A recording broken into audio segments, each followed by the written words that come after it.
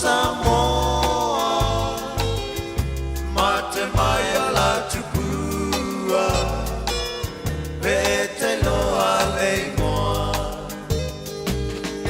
Let me hear your whisper, let me hear your sound, let me put my arms around you, let me hold you tight.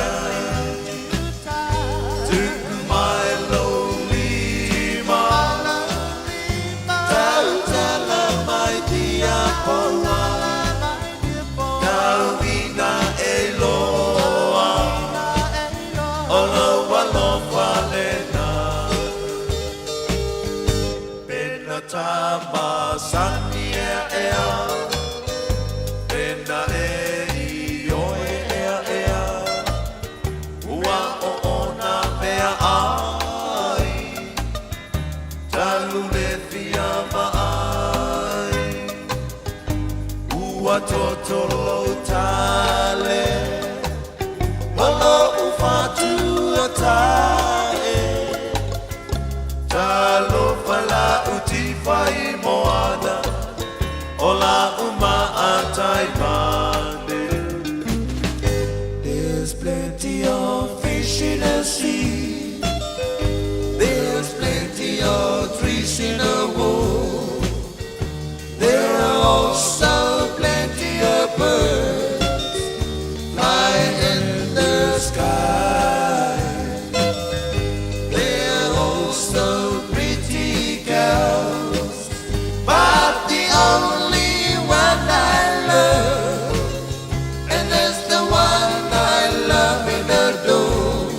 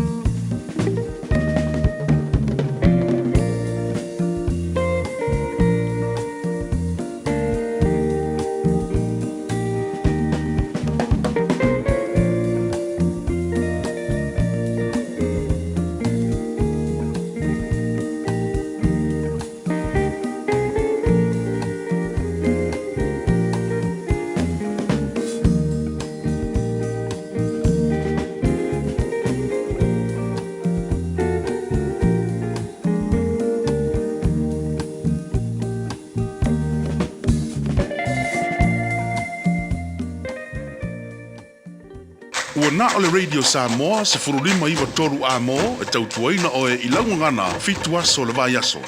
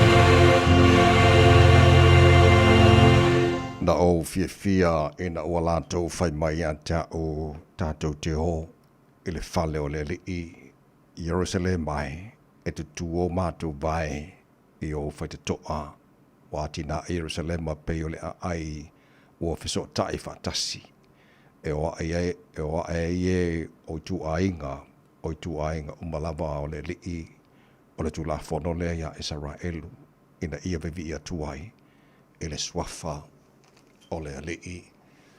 Wa mātua lausu, nei tai au marulu ma le tai au sing-singi. Se I whaile vi inga I a te oe. Wa te tau mona mela ma lealo mātua tua. Wa mātua I foi uluma I le nei lava tai au. Tau lo siri ese. Wha manu ma whaane ne I a te oe lo mātua tua. Wa mātua I foi uluma mātua wha pe atu e pa ia. E pa ia lava oe le atua au. Le atua mamalu o le atua mamana o le atua pa ia siri ese male matau tia. O le atua oe pule au I mea umalava le ai lava ma se e tusa ma oe. O mea umana e whaia e ifo ma vivi I ante oe lo mātua tua. O le atua e malia I mana o I me le lei umalava. Lo alofa lo wha maoni malawanga le lei lo mātua tua. E le se me ngata mai ai e tu maulava. E o ngata anga o mea malava. O le tua o e soi fua ma le vavau e o le wha vavau. O le tua la e le vi ingon mamalu.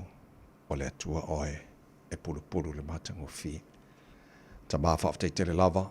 Lau mea lofa lo la fau mātu maua. Le nei tae hao. Whafte le walofa. Tu te manu whai ngā marolonga sa tofu whau te ngata. O le nei wa e whapopol nei aso fau.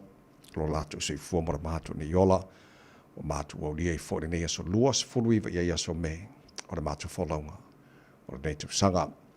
Malanga o nei aso lo mātu o tua le mailo e mātu. Pa le ale mea tupu I lesi tu lao lo manai. Ai mātu te tu inati o au. Te tai mai le wholaunga wa a mātu malanga whaatasi ma oe. O na mauti noa lea. O le au le masao. Le mātu wholaunga o le nei aso. Manu ia whaiva o le awhengai ma le tino. Le nei aso fau ai a mai. Mātu talo lo whangia nei a mātu whanau. Tu nātu lātou ia o ongora nei aso. Le paolo o lama aolo mātu atua. Leo ina ma malu ti ai I lātou. Ao sa ili poto. Ela ia o onga. O whaiva o lo whengai mālima te maitai whaia onga. Ao ina nei a mātu whanau whamonia. Ia lātou whaiva nei aso. Mātou te maratua pele atu pele o sa mōre mātu te talo. Ta maa whamonia le atu e whaavai ia te oe. manuia tai o Samoa tai ia e tusa o lau finangalo ina ia manuia Samoa mo a tahe ao na ia mātu ainga ma na ia mātu tangata uma Samoa ma so se vaenga lalo langi o loo a mauma lala ai angara lein wha manuia ia ila taulo mātu tua mātu matua renei tahe ao to tele maro le tunu ua foino la tu si fua ngā rulue wha misionari so se vaenga renei kelope mātu wala au le ngata ina leo ina la tau so se atunu o lo ngā rulue wha misionari ai a o ngā ruenga renei uma ma le tala ino lo finangalo nei aso ia alu lava lau upu ma le mana e manu malo ina ia nganga tele mo oe malo malo le te talo ma le tu imanu mo le panga na ia mātu mātua tu asin sino le atunu ele nei fo i vai taimbo le manu lu o mātu ia le nei tulangi o le kelope o lo mātu nofo ai te tolu aina la tau le mawhana whana o lo walofa e whafo isia pelo la tu si fua laure le tino le sili lava i le nganga o me umalava la whara mātu whaia le nesa fo e mailo mātu o tua mātu whaia lava ina ia fo i atu vi inga ia te oe ai tu maua i pelo mātu whanta waa ta maa wha mone wha manuia mai i le tautua Radio Samoa ne yaso atoa ua mātu wole mātu wala au i nei mea malava e ala le swafa manu malo Yesu ke risolo mātu ali mora mātu wha aola. Amen.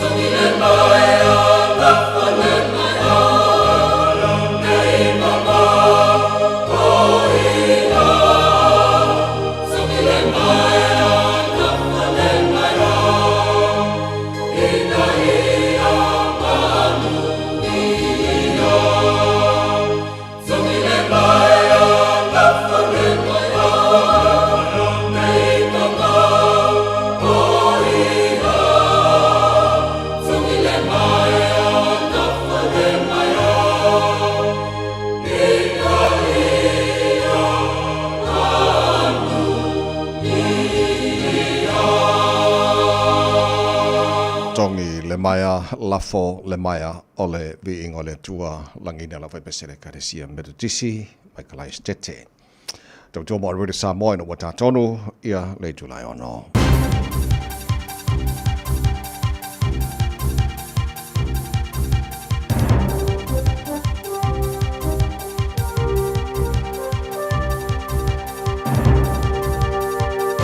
In this update, a new report shows 1 in 5 GP referrals are being declined. The paper from the Association of Salaried Medical Specialists looks at data from 7 districts from 2023 to 2025. It suggests the poor rate is due to a chronic public health workforce shortage and a recent increase in acute admissions. But Senior Policy and Research Advisor Virginia Mills says the full extent of the issue is unknown. Health New Zealand isn't collecting, analysing or publishing data on a national level about how many referrals are being declined. That means that Health New Zealand has got no idea how much unmet need is out there in the community. A coroner is calling for more restrictions around the use of infant sleeping devices following the death of a 5-month-old in Hawke's Bay.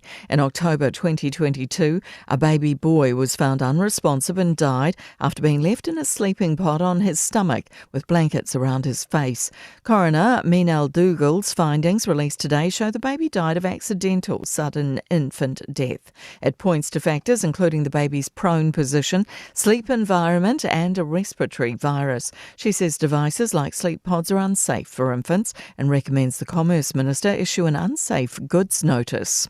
NZ Post is vowing open communication after a complaint by the government. Our newsroom can reveal the State-Owned Enterprises Minister told NZ Post Chair its communication regarding removing services from certain stores was disappointing.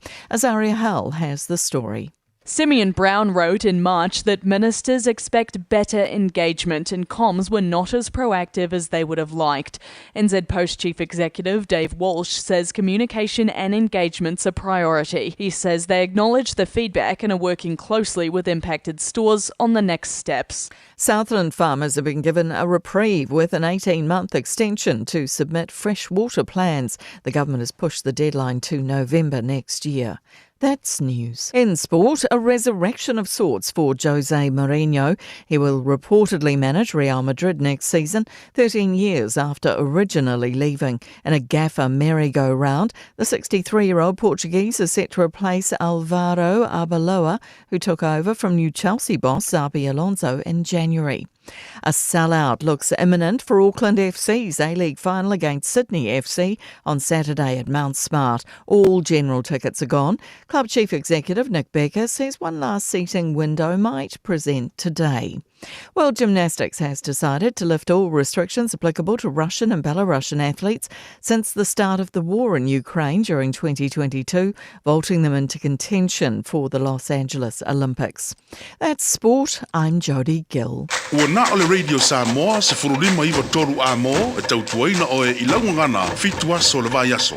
Pomone tai ono o whaatalofa ma o whaawhenua ai whaatulima fo I lea matele lava ma le whaaloalo sa mono wataru pele le pa ia ma mamalo lau whaafonga angara nei tai hao sing-sengi o mai se o tātou ave whaatasi vii o le tātou matai le langi o tele lona alofa o le nei fo o tātou o lira nei aso ona o lona whaatasi mai o le aso le nei o whaia le tua tātou te ori ma tātou fia iai pa le patia whaatasi le angara nei o le tātou tupu sili le langi le fo o mori malu tu se fo mana mātou malosi wa tātou fisi le whaia e manua le o mala nei tai hao ia vi ia e pēo lona lava swafa alo fo mai le tātou atua tau tai tātou fo launga nei aso tātou fo launga lao lona alofa o tātou ia nei fo ia so lua se fulu ma nei va ia so mea o tātou fo launga le lua fe lua se fulu ma le ono ia o se mai lafa fonga le porokala me malu le tai hao ale Radio Samoa o tu o na nei tapai meni so so mai sini o tātou Facebook ma le YouTube o le Samoa se rata si patea ma le whenga pesta Angelo Sia wa fo tau tuaino lo tupa ia malo top man se ia pa ia le tula e se fulu e le tai hao nei mana tomaria mai oi le tai hao fo le lofa mananga le lei o le tātou matai le langi o whapena o na maua i nei se fo o le mea lofa sili lea le atua mo oi mau tātou ti ave pea ia le vi inga ia taia ia le tai hao fo o le ua whao te le tulai ono o si mai la mai moma la whaafonga o le he lui tau mo le aso.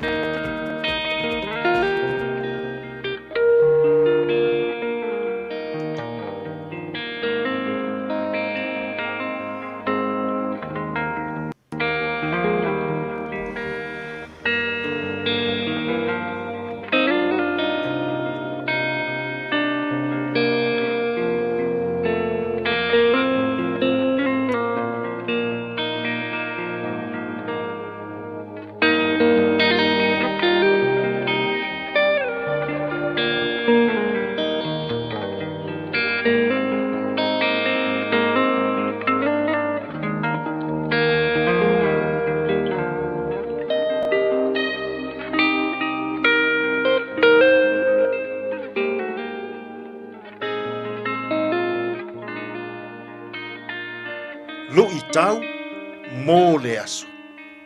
O le miti a le tama o Iosefa. Joseph's Dream. Ke nese ma tā upo e tolu sefulu ma le fitu, a o lona foi upo e fitu. Whaauta. Sa tātou fusia fusi saito i le whanua. Whaauta foi. Na tū lai lau fusi saito. Ua tū lava i lunga. Whaauta foi. Na si o ia o tau fusi saito.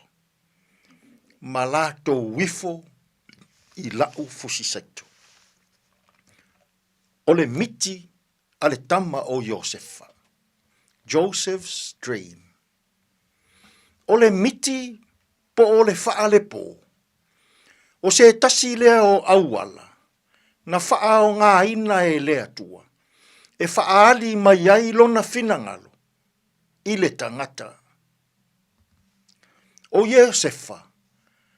Le atali i lona se fulu ma le tasi o Iakopo. Na whaali i ai lea tua.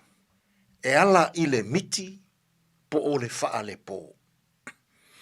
E toa se fulu ma le toa lua le whanau tama a Iakopo. A o le tama lea o Iosefa. Na whanaua e lona tina o Rasela. O le winga o lona ingoa. E wha o popo mai, ma wha o popo mai e lea tua. Manuia i atea. Fai mai le miti a le tama o Iosefa. Na wha matala i lona tama ma ona uso. Sa fusi uma a la tau fusi saito. Ua li o e uso o Iosefa le fusi saito a Iosefa. Ua tu sao i runga le fusi saito a Iosefa. Ma ua vaai atu. Ua tau ifo uma fusi saito e se fulu maletasi. O le whanau a Iakopo. I le fusi saito a le tama o Iosefa. O le mafua anga lea. Na ti ngā ai loto o uso Iosefa i a Iosefa. Ona e pei e fōlinga mai i lana miti. O ia o se tupu. La tau te ifo uma i a Iosefa. E pei ona au mai ele atua. I le miti a Iosefa. O le winga o le nei miti. O le vala au wina whaapitoa lea e le atua o Iosefa. E mua i aiku pito. E fai o ia mawhaaola i lona tama. E fai o ia mawhaaola i ona uso. E fai o ia mawhaaola i lona ainga. I se aso o iluma. E tu tupu ai mea ti ngā o le nei o langa. O le mawhatia lea. Ua leanga ai loto o uso Iosefa i a Iosefa. Ona o le miti ma le fina ngalo pa ia o le atua mo Iosefa. Ma ua tau mawhaia i loa uso o Iosefa. E fai se tonga fiti leanga. Ina ia fasi o tia ai. Iosefa mai to tonu o le whanau a Iakopo. Samo ai. E iai taimi. E whaali mai ei le atua ia i tātou. E ala i se miti po o se whaale po. E whaailoa mai ia i tātou. Le fina ngalo a lofa o le atua. I mea e ao o na tātou whaia. Ai mai se o le wha o ngā ina o lou so i fua ma loo fo i ola. I le fina ngalo pa ia o le atua. O Iosefa. Na vala au wina e le atua. E whai ma whaaola i lona ainga. I se taimi o iluma. Pe a te tele le onge i sākanana. ai sa ili fe soa soani i ai kōpito. O le mea lea, e le o i loa ina e uso o Iosefa. La tau te le o i loa ina, o le miti a Iosefa, o le fina ngalo pa ia lea o lea tua mō lo la tau a inga.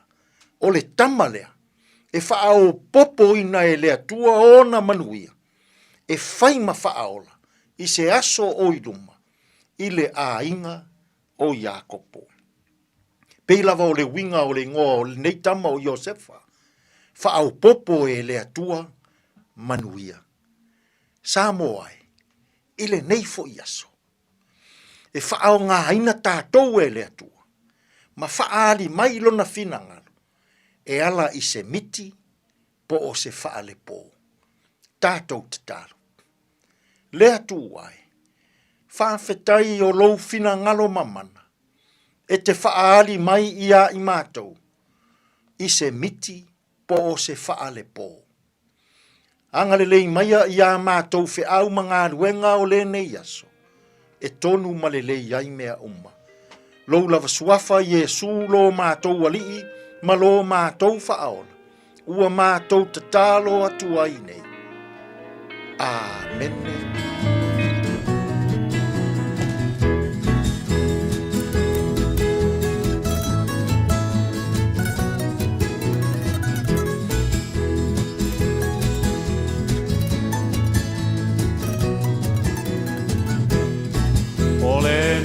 Ua sausia li, o le tangata tumu i le fia sili, tātou whasi o tia pei ui whea na miti.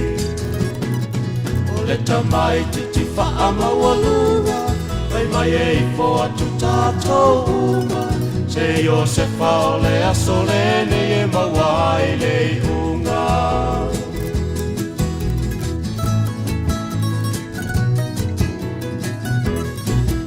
A o reu pena leo lumatua, o e lava na taula mua.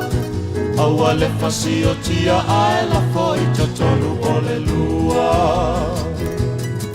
O le ata le olo sola e se mai, le anga sala te le sa e ai. Toa tuli matatalo o le lua e le ai o se vai. Totana, totana, o le ata o lo taulo fale pua puanga. Tau pule pule ngale ana, dia fasi o tia se tama, aina suia e le atua ave mala o le faa o la tanga.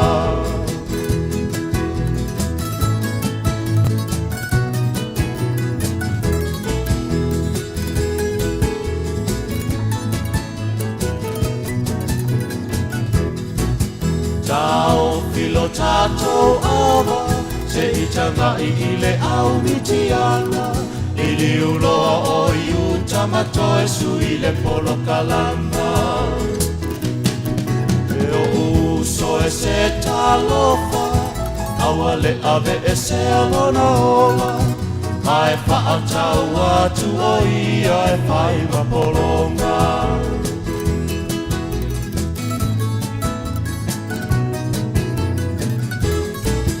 O uso i le whaaola tanga, olo o ali ali mai pea lava.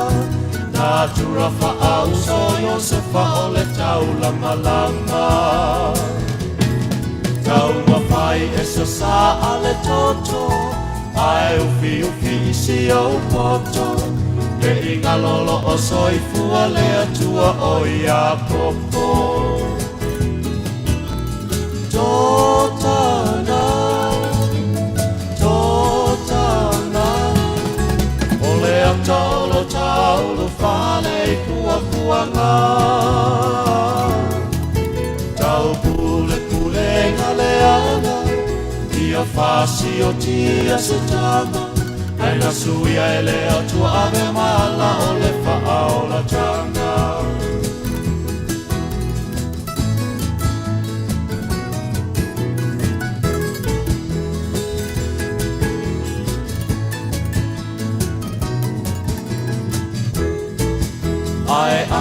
ia se tau lea lea pe a wha pe mo Iosefa Lona alofa i lea tua e le i lawe ai se upena Mo o ala vanita whatafona E tau mai le ai no honga Whai mai le tusipa i e ufi ufi mea umai le alofa Totana, totana O le ata o lo tau lo whale i pua pua ngā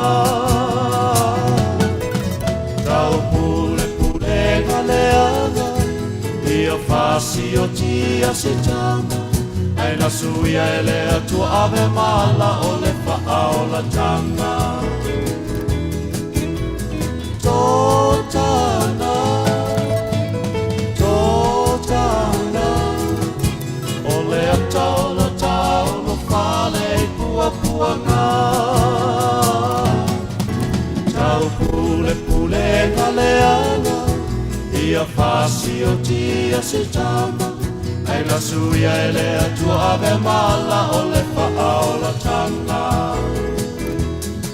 Ai na suia e lea tua ave mala o le wha o la tanga Ai na suia e lea tua ave mala o le wha o la tanga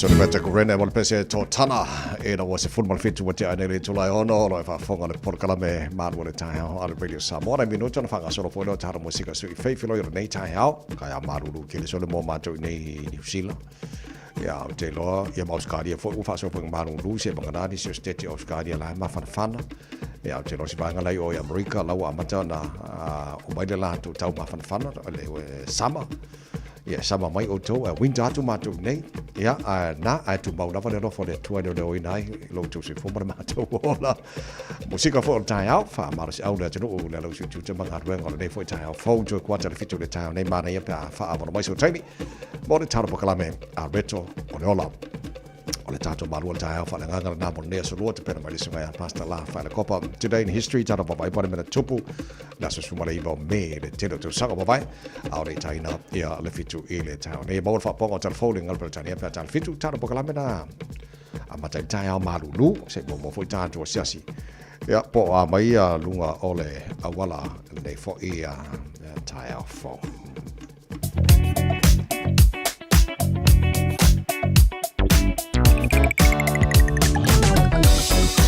Good morning, Aveta Vale, ele nei taimi ole tai ao. Ya, wa mana ia lunga la wala. Ole tele anya lanu me mata mai wa ngai kisiri fire le ata to color coats. Ya alan me mata ringa la flow le lei. La itia nei vai ngai lunga highways lo titi lo atu sama mai. Pel malanga mai ele tu le saute. Ele State Highway 1 city bound. Pasi mai duru ya ngai Papakura. Ya sama mai ringa la wa PCI life flow ya pa pena fo le ba Papakura ga Takanini ya pasi mai lo Takanini ya flow li ya se pa ile taulanga ya Aukilani o e malanga mai le State Highway Luosefulu ala flow li mai a afero malaba le Luosefulu ya on mu mai le ringa lo polo ka vai o te utuai de po elo ba le nei tai hao sfulu malanga mai sifo ga taulanga Aukilani Faisipolo kala titi lava lava Lincoln Road on ramp anga tiara 2 ia whapena fo around Western Springs ia oisi vanga Omba ia olo so longa lei ia longa na wala ni fo taimi ole tai hao longa na la wala mal tulango ia apta vale ma ia ababe anga usu ia ababe ka ungu war farfenga wenga la kwa faina upu kofe wa faisi maru do tai hao fa ka ka ka bia matai longa na la wala nei tai hao sa ngole mulanga tu te mo hadwa nei fo tai hao fo na lo vasa mo wa ule ne yo kas futialu a wal suia ngila wa le kio a eva mai ina se fudu lima iva kolu a mo radio Samoa vevela sole ia vevela ri u mo kwa maru ia nga ole a fo yo bainga a matal nei talo le tower nei fo tai fo tama ki makauro au Kilani no whanga whasa lango radio Samoa valuolo ila mahalulu ila nei taimi o le tai hao. A pongi sa pia whafo le ai ma se vaenga o ilo atu I whafo nei ma le tatu poti whasa lau. Pamaila mai tau o le asu sulu mātanga o whira la le telo vaenga o Aukilani na o le tu I mātu o Warkworth. O le apa o wainai wanga ma maa o Aukilani a toa I sulu mātanga o whira la I le soa nge maria ma le sawhiti mai sau te sa e sepulubat. Morunga nal maru o le ea wha mawina mo Aukilani. Ia mora nei fo ia so lua tai au pe au lio le fa so fo sulu matanga o file la de telo vaengo au kilani se fuiva maurunga o le mafa fana le emo tatou e le aswa tai au o la vaenga yon tuato la langi de leifo la stoffi ma na ia langi de leifo la sforeile langi de leila stona e langi de leifo la sama la so fua o mava ia tu foi numero por temperatures o lo tu ina mai la vai tau ma na ia le se la pasenga Pe ya tulanga masani ya ne ngai vai aso yo vai atu ma ne vai aso. Maru ruyor kai au ma le fiafi o le au ulia ia ai. Mo kwase ki padeng ia. So nei las furban. Sfurviva tai au. Sfurviva las coffee. Sfurviva las forele. Sfurviva las tonai. Sfurvaru las sa. Sfurviva las ngofua. O foi numero na e te silfia ma olo ai. Alai ma na ia ma fan fan e fo le mo tatou I Aukilani. Ya, ole tulanga na ia ia whanga soro fo ia taro pokalame maru le tai au. Ola pain taro papai tulanga ile tau telo isi whaenga o Sila, whapena fo le tau Samoa mani so whaenga o le Kelope. Lua se fulu ma le lua le watea nei le tula e ono Golden Alice. Vivi ngā Samoa tala ina whakiwhiaka rui le Samoa nei tai au le atunua ngai juta makaruenga le tai au fau. Pesene moe manu ia whaenga nei aso. E mita lo uanga ngai a te oe. O vai tafele mumalo samile I ila de asunu ia mai le masina O atu maunga fa solo solo E la foi o na polo I vai tu loto Ai o folau lau ai mo ulangi langi pese Ma o falango I leto sangi o manu Samoa o te alofa te leia te oe E mita lo ananga ia te oe Tinanga o malanga ia tinu o papalangi E le ngalo mai Samoa I lana masani E mau a pua tala mawhaki Ungo mau ki mapalo sami Masina e ina I ai Utamata uma e te alo whani E alo lofa pua so o se tasi E le tionga moli mau mai le tasi tusi tala O Samo o le penina o ne ne basa Samoa o te alofa te leia te oe E mita lo ananga ia te oe Le masina Samoa se I susulu maia Susulu I le taulanga o apia Se I taula no ai tene matama wa fia fia I la lolo susulu manaia O la au uma ua funga Ua ina le manongi mai maunga O tau sangi ai manu o le tonga mau I viki o le penina o le vasa lau lau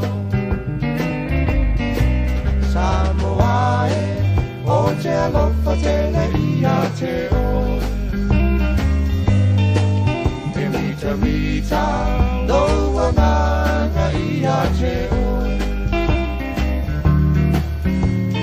Aua e te ata se I whai la utala Sa aula tonga o Samoa maunga tangata E maua fua lava lava o siapo fo I mavala e le popolo nei molle le manava a e fiat fao to solo cao pao e oisse sei la mai se non mamao e le tio amoli mau mai le tassiri i va o samo tanganta fola o le vasa samo ai o te lo fatele ia te o e vita do wanga ia te o e esse ai samo i sinu le lalo langi o le matai o ia e pule to atasi e le so ona pule a fei o isi atinu ai apo pe a lato wanganu na o isara e lumayana mua e pai o lato matai mai e tatua o le ala fo i lea e mamalu ai Samoa a waile ai ni whainga wha a solo ato Samoa o te alofa te leia te o e mita loa nganga ia te o Samoa o te alofa te leia te o e mita loa nganga ia te o Whawhiwhianga o te tai ao o te Radio Samoa e na ua lua se fitu o te adele tu lai ono malo whawhitai fo i lea te no whaatalo whama whawhilai mai lunga tātou Facebook mara YouTube le ne fo i tai ao fau malo la varsu i fua manuia whaatalo whai le whianga atongia ana whai o Vaiswai uso malo whawhitai tele le fso te mai nei tai ao lafta a mai a i kole ninga al mako au malo sila te patasi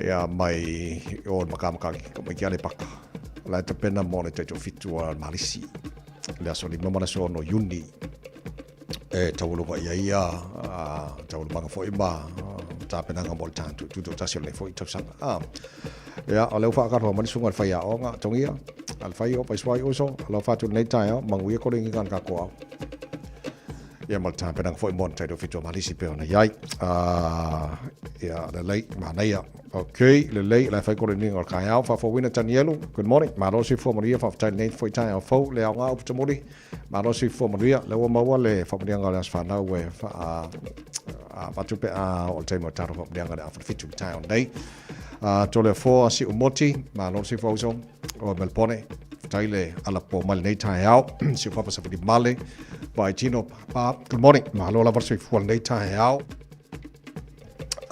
George silata malo si fo maria le nei fo tai fo fa tai le fa tala fa mai ta tu kalame sa e tu wanga tia good morning malo fa tai le fa fele mai nei fo tai fo misa anai to fi paila alo fa tala fa nei tai au malo fa tai fa mai mai ava si monitoria good morning but Spencer good morning sir malo fa tai le fa tala fa mai baby Louis good morning malo lava fa tai manong efu sis pa mai ta tu tai la fatu nei tai au fo to filau sulu fa SF mes paia good morning malo le so fo maria nei tai au sawa and tongo to lua malo la so fo maria America Samoa le fa tala fa mai la fatu ya tatu ngai bango le moto fi fianga tu tuila malo la so fo maria ia fa pena fo emiu e fa mosa malo la so fo le nei tai au Rachel Sifa fa tail fa tasi mai Glen Innes Point England to te rena pa anga fa tala fa mai nei fo tai fo le tata po klame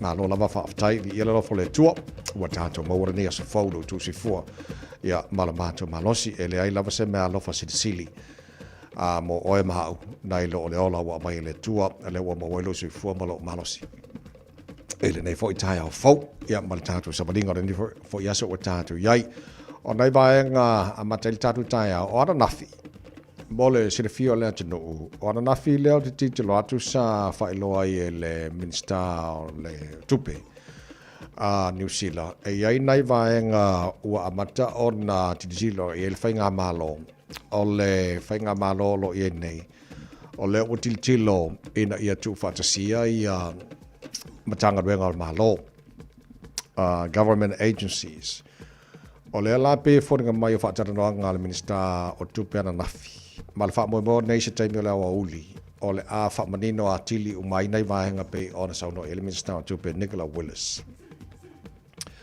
ile plan ma le malo le we nei ile faititia o matanga renga malo government agencies la veia minister ma departments o malo o le ala wa umbona i vaenga nei fa ilo ana fi o ma ona fa ilo atu minister ma fa lulunga o matanga renga oma they come up with plans mole tu fatasia fo ile o matanga renga po ani plans le late baba yanga ya so o lo te baba ya to nei le awoli o le taimina na o le la fa ilo ati le mai le minister to Nicola Willis po a tonu vaenga o le wanga ia le malo ma le fa moe e te tauno atu lua fe losu mareiva ua tino mai a vaenga o lo te penanga iai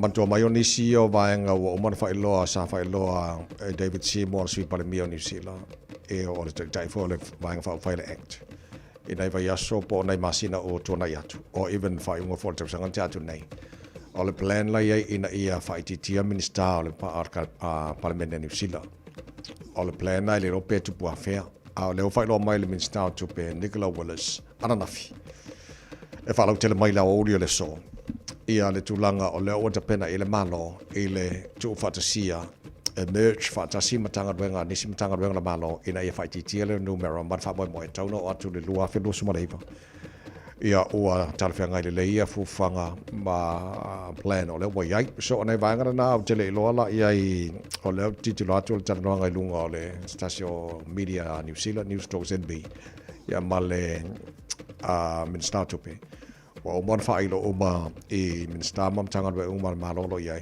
e mana biele a mai on the plans ile vanga lo o te pena ile malo ina ia o fatasia la tau tapenanga mo fo fanga malo le we nei so o le plan ale we nei ia mal tala tamai tulanga o le fo fanga ale a fo i ale minister tupe ia pe ona iai o le tasi vaenga na fai lo ana fi le malo o le tananga le minister tupe ma Nicola Willis ma station media New Zealand ua fai lo ai le tulanga wa ia le tato pensini ia mariswa u tono New Zealand taimina nei so le update la mai se ia pa ia mai lasos futolo me o va sonen te atu nei le mas fulono te ma le luaso o lo o iai il sapalai o le benzini the petrol le mas fulono ma le point 2 a fuatu ile update tu atu o le asos futolo o le masina nei o me e tu sa wa pa u la lo mai le limas fuiva sa ia sa limas fuiva a le limas fu ono meaning wa fa ti tiele tu la ele pensini o pensini e tara no mai ele minister tu pe o pensini ele ngata o le tono por swa o le tono New Zealand fa pena foi marswa o le fa moi i va e malanga mai se tunu i taunu i tono New Zealand so o le fa ta welam pensini le taunu mai pe fa va tu ia o le tulanga na o le petrol o le Baba yatu ile jet fuel ia po le fuel le fa nga e vale le fo ie e limas fulu tesima lua so worth 47.7 o lo titolo atu le foi pa ulalo le tulanga ile le jet fuel ia pe fu atu ile update le na mai pe fu atu le futolo se pa ile futolo masina nei o le si vaenga fast food o no tesima tolo waso o le tulanga o ile diesel o le la pe foringa mai fiolo atu le ngale diesel o le pe foringa mai o le si tiele te le o le diesel i tono New Zealand pe afu atu le petrol ma jet fuel ia pe ona failo mai ele minister tupe so o le tala la tamaile na mal tulanga ia na o le petrol ma le jet fuel o le pa u la lo ia lo winga wa tele le faunga ia ai tuan sapalai ia walanga la titi lotu sapalai le mai le ngata o sapalai la fa mo mai ise tunu e taunu tono New Zealand staimi nei vai aso po nei masina ia tonu ala ma le tulango ia paula so o lo il tato pensini ia ma fuel lo whaungai ba lele ma isi mai nga o so update la mai na mai ile so nafi le Minister to Nicola Willis o titilo atu ile tala la tamaina o ta wala so nafi wa fa le pisa mai pitole I America ma Israel ma Iran ai no fa tau wa po o le te baba yatu wa batule polo inga Donald Trump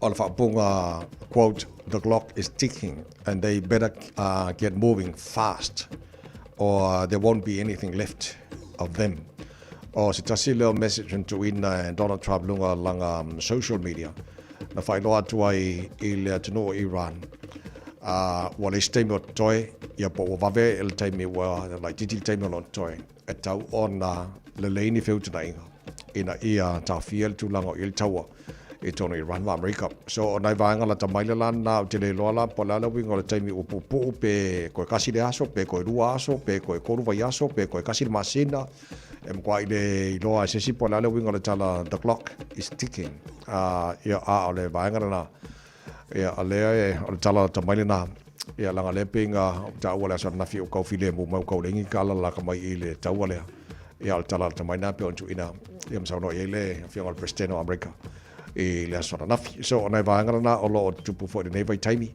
ia wal tu langa lo ile ngati tono New Zealand ia fa pena fo inisio me o faiona le pita mai ia tu no fa fo mo si fio tu no nei fo taia fo le tu mo le video samos fo lima eva tolo amo e lo to los fo tolo minuto lo to ta le tu la fitu ba tu sanga lo po le malu lu le po ba lo la ba nga lu na pala ma fai fo ngalo nei fo taia o Dennis Ayek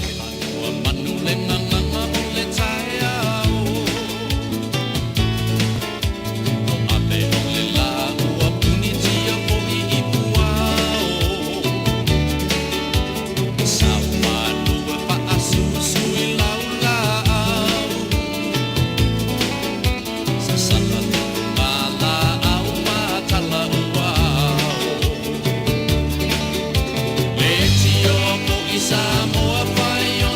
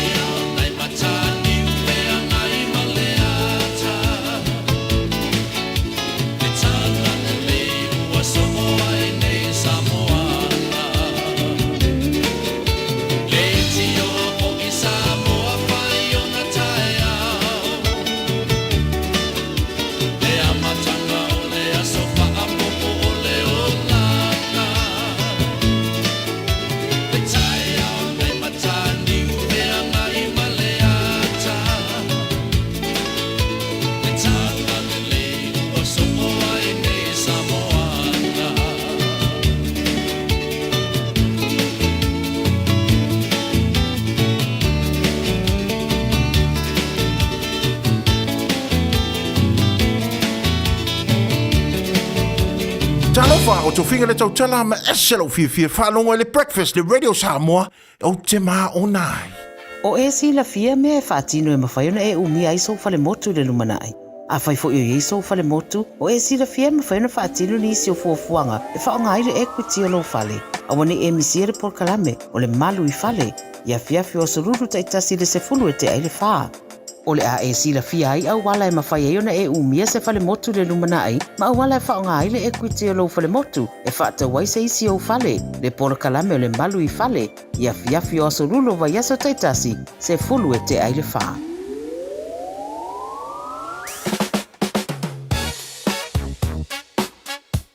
Au kilani i saute, o sa ili se sa mo oe malo ai, o le Enterprise Motor Group manukau o lau fale ta vale wha moe moe. O tele ta vale matango fie filfili mai ai, tele le fisosoani o lau whai ngā luenga mo oe, mo se ta vale tala fia ngai, su mai i le 5 Grey South Road i nei manukau. Asias fo i le upenga ta whailangi enterprisecars.co.nz, pe wala au mai i le oval selau, 5 lua tolu wha. Enterprise Motor Group manukau, sa ili, filifili, ma ave loa lau tāwani.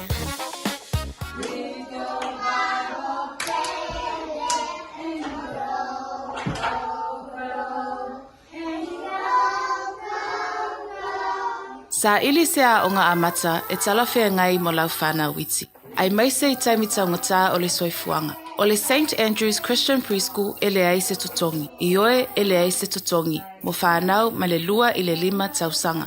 Ta tala le asonga fua i le aso whareile. Iwa i le tae au a ngā i le tolu i le afiafi. Vili mai loa le St. Andrews Preschool i le o iwa, 251 tolu wha. 251 tolu wha. Toa tusi se fulu valu Station Road o Tahuhu.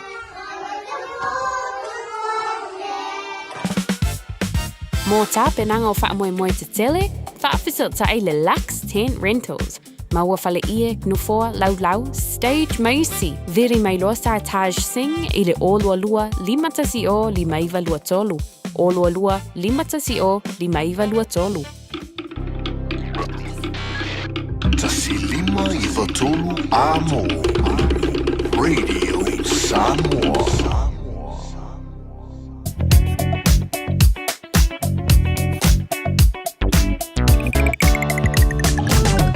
Sau ni mai alo le tato li poti le manunga ole awalon tu na tu le tato maru le tato fa nganga reto le le foi taia fo ye nei vai ngo foi si polo ka nei vai ngo taia lungo tato highways ku me wanga fenua pai mo tato si fo foi si polo ka nei vai ngo taia fa solo mai le lunga le state highways for one la PC la flow mai le pasi mai Westgate anga Royal Road le va Lincoln Road pe au te longa wenga ia na fai nei va o sumai o le fai ka ko le ki cones ala uri ia nga luenga po le maruru le poro ka mai tatou city bound o le va Lincoln Road nga tiara tu pasi mai tiara tu flow le la pisi ala flow le ia se pa il taulanga o kilani afa mai le los fulu mai le fulu ono flow le ia na malanga bala vale le los fulu ale fa polo ka nei va nga taia fa wa mai los fulu manga ia la pisi ala flow nei va nga taia la foi mana ia State Highway 1 city bound da ole le Papakura on ramp fai poloka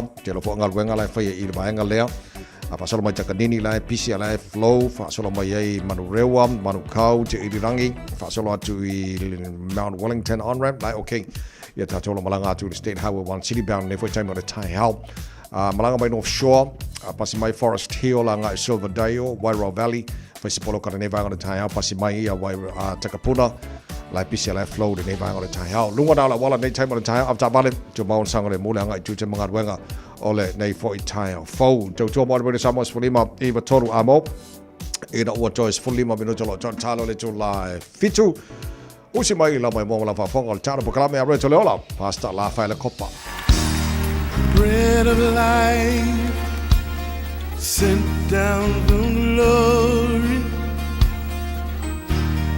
Many things you were on earth, a holy king, a carpenter, but you are the living word. Say it now.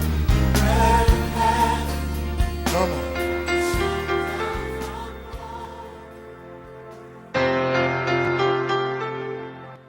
au te whatalo whatfo i tātua tinu ui le nei vaenga o le aso, ma lo lava le soifua manuia, o se so swani le nei o le tātou mata upu o le a reto le ola mo oe i le nei fo yaso. Tu se salamo o le mata upu e 5 tasi alo na whai upu e 10 e whapea, tangia tā vita i le tuae, ia e whaia se loto mamā mo au, ma ia e whaafowina se loto mau i totonu i a te au.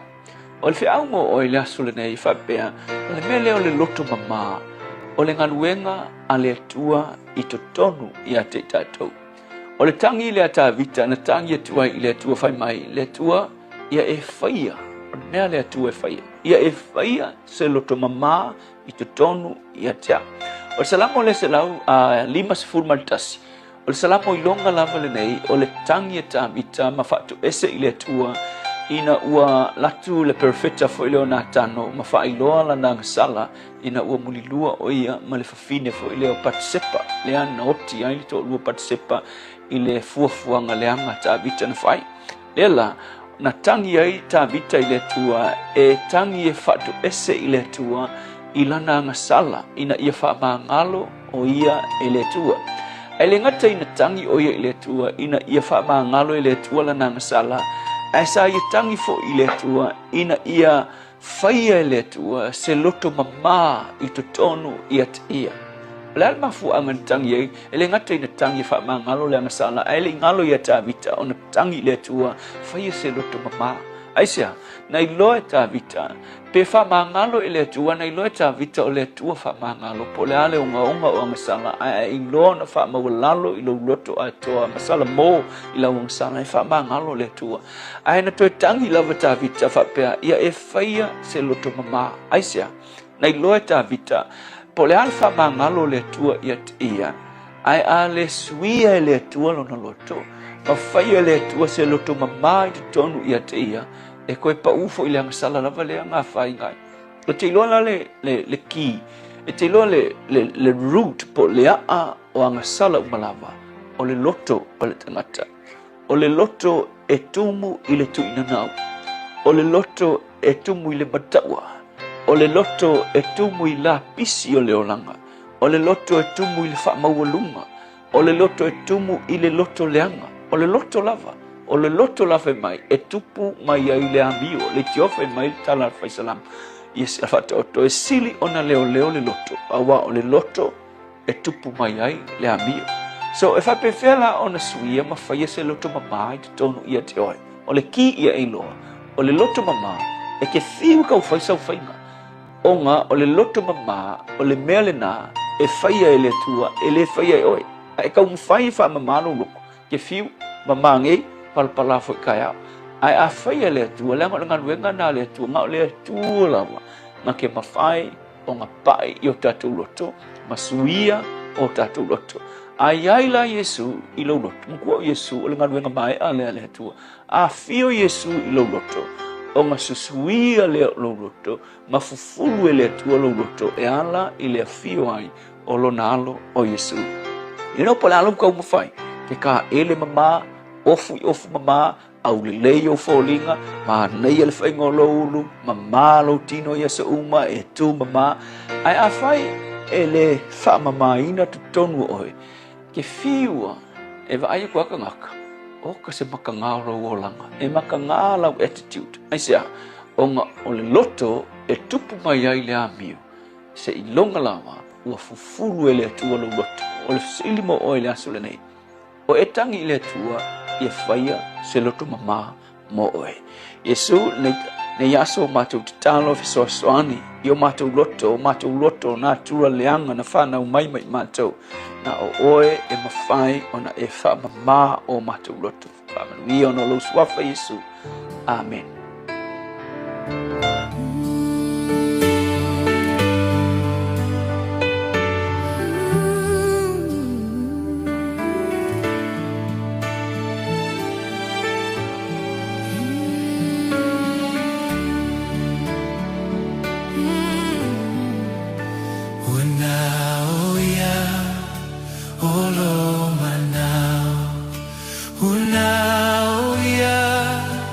Oh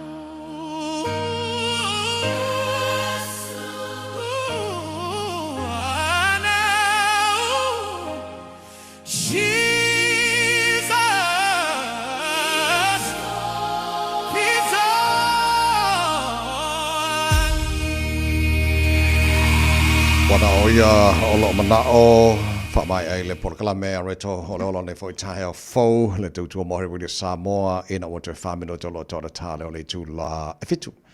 O le aso sfumo le iwa o mea ana mena tupule nei aso tau sanga o bavai.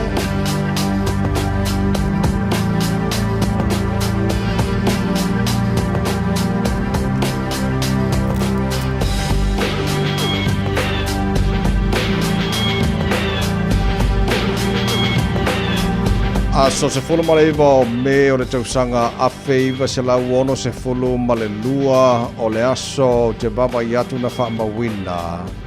Na uswina wha apitoa i tangata pese na uloa le lalolangi. E le nā taimi tamaitai o Marilyn Monroe i le pese happy birthday. I le presidente o Amerika sa iei i le nā taimi say o baba yatu. Yes, President JF Kennedy. Happy birthday, Mr. President JF Kennedy.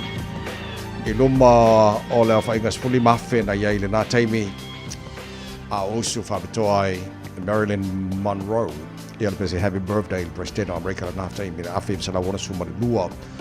O le aso se fulu ma le iwa o mea o le tausanga a feiva se lau iwa se fulu ma le lima o le tausanga o lau te baba i atu.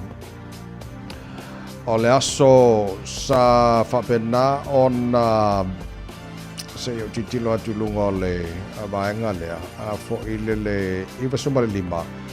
O le tausanga na nana wha uinai i ele fo mai pito sili o na talavou o la langi atoa World's Youngest Doctor. O lana ingoa Balamurali Ambatis. Fulfitu tausanga o le tangata lea na whaawina i o le fo mai pito sili na talavou o la langi atoa mai o ile Universite Mount Sinai.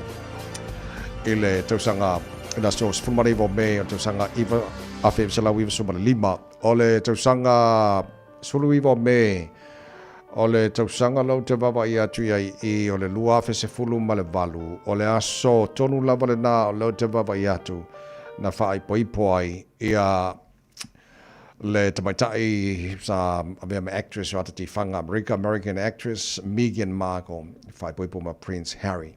I le aso se fulu marivo me o le tausanga lua afe se fulu ma le valu. Nisi nā mea whama wina na tupu i le aso se fulu malaiwa me le tēnā tau sanga mawali tau tō mawali Samoa se fulu mai wa tōru a mō. Tāro tarfoli ngana Britannia pia mai a tāro whaasalonga wha business. Ooh, it's an ad break. Perfect time to be reminded that winter immunisations, including flu, are available now. Schedule them in at bookmyvaccine.nz or with your healthcare provider. And hey, you might get to tick it off your list before the next ad break. Ashik Homes Limited. Wala taimi mua moana nei o mawhai ai ona rent to buy. E yeisau kiwi save money nei e talaf. E mawhai ona mātou fisoswani. O le finance e mawhai ona amata mai i le 5% le deposit.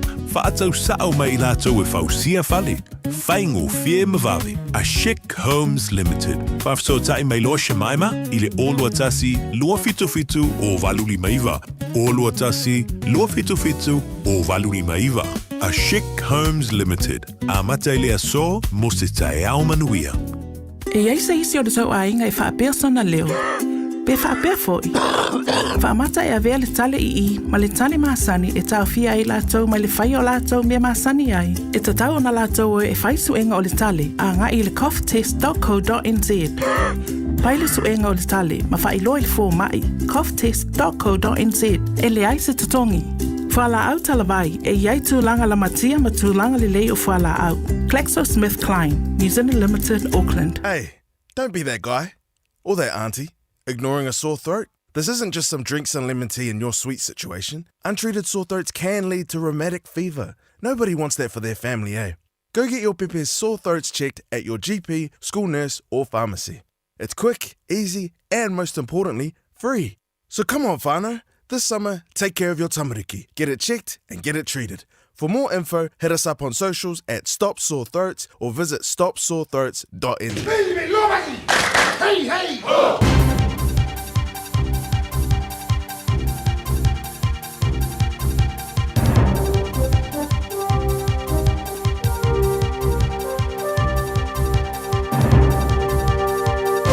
In this update, new Attorney General Chris Bishop has notified the government of some risk regarding move-on orders. The government's giving police the power to make people leave a specific area for up to 24 hours if they're begging, sleeping rough or breaching the peace. As senior political reporter Azaria Howell. Chris Bishop's report found aspects of the legislation may be inconsistent with the Bill of Rights. He's considered move-on orders around begging limit the right of freedom of expression and suggested the scope went too far. Bishop also found the proposed law limits people's freedom of movement, but found it justified and proportionate where people are disorderly or aggressive. The family of Senior Sergeant Lynn Fleming say they always knew it wasn't going to be a happy ending. A jury yesterday found Hayden Tasker guilty of her murder after he rammed his car into officers in Nelson on New Year's Day 2025. Speaking after the verdict, younger sister Jo Brown says she sat in court every day hearing the most horrendous evidence. The manner in which Lynn died was nothing short of barbaric.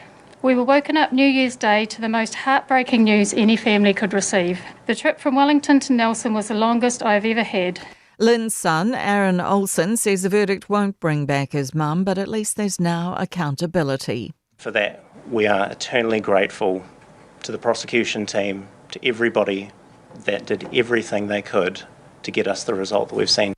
The Ministry of Education says secondary school teachers lost a combined $6.8 million in pay due to strike action last year. PPTA members undertook 3 main rounds of industrial action, including a nationwide walkout, a ban on extracurricular activities and multiple rolling strikes in the second half of the year.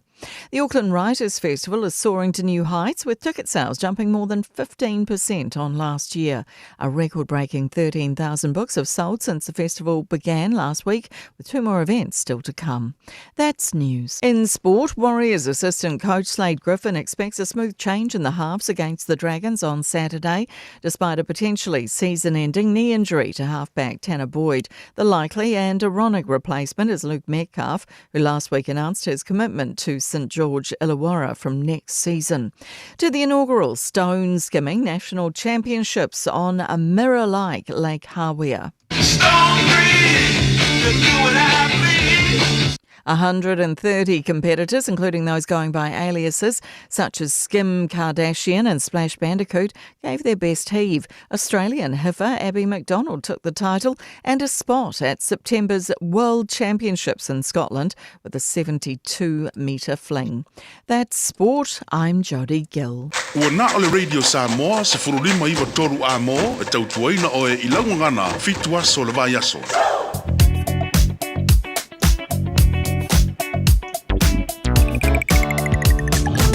Sorry, whatalo whai awe tāwale o malama le nei fo I tai o whau malo lama sui fo manuia o e whaafonga mai tono lau tāwale ma I le tāra pokalame. Ia mana to manuia mai o nei tai o whau. Rose, uzo, lo whātu nei tai o whau, whaafo le kālori ngi aso. Just mo kao ka ki e lau rori. Whaasoro na pisiri se mai kona wala. Nei tai me o le tai au. Lungo highways, not too bad. Not too bad. Lungo tāra highways, nei tai me o le tai au. So nga malanga mai North Shore lau titi roatu o faisi poloka tele le se wha vlave o ni pita mai no leo ia au nao tau whai usu wha tasi umana tino ngā luenga ma whaangana nao faisi poloka tele ai pasi mai Forest Hill whaasalo mai Silverdale Wairau Valley whapena fwoi Takapuna North Coast faisi poloka na nevanga na tai au pasi mai loa ai leo mai la wala papa ia flow de leia se pa el taulanga o kilani mo tātou lo malanga mai North Shore City Bound and Northern Motorway Sipuru Balu After mai lei tua Green Height, whaasaro mai whenua pai, lai mana il flow li lei nei taimana tai au. Link, mai sifuru baru sifuru ono West Gate, City Bound, lai pisia lai mana ia flow li lei Lincoln Road on-ramp, whais poloka lai titi lava nei taimana tai au. Whaasaro mai Te Ara 2 on-ramp, poloka foi, pasi mai Te Ara 2 Rosebank, lai mana ia flow, lai pisia lai flow li lei after poloka lava City Bound sifuru ono. Around Morningside, Western Springs, nei taimana tai au. Whaasao sifuru ono taulanga kilani a whemai lo se fulu, ma na ia flow li leia, a whemai vale lo sifuru a, lau kau whiololo mai pisi nei taimana tai au, whaawau mai lo se fulu, ma na ia pasi mai pui noi, lai pisi a lai flow li leia, se yo le link o le lo sifuru southbound, ranga southbound State Highway 1. City Bound State Highway 1, poloka pasi mai Drury, anga i Papakura, around Takanini, Manurewa on-ramp, whais poloka, pasi mai manukau flow li leia, se ia pa il taulanga o kilani o lunga na tāro highways nei taimana tai au, au ta vale, whamalatu masani lava le tāra pakalame ia whapenao na saunga le mū ma mataala lau sila lunga la wala o stai tu la fono la wala ia mapanuia msaunga le mū ia whemalanga inga fo ilanga ia tutuja mangaruenga ole nei fo I aso fo. Talofa o tu finga le tau tala ma eselo fia whanonga le breakfast le Radio Samoa o te maa o nai.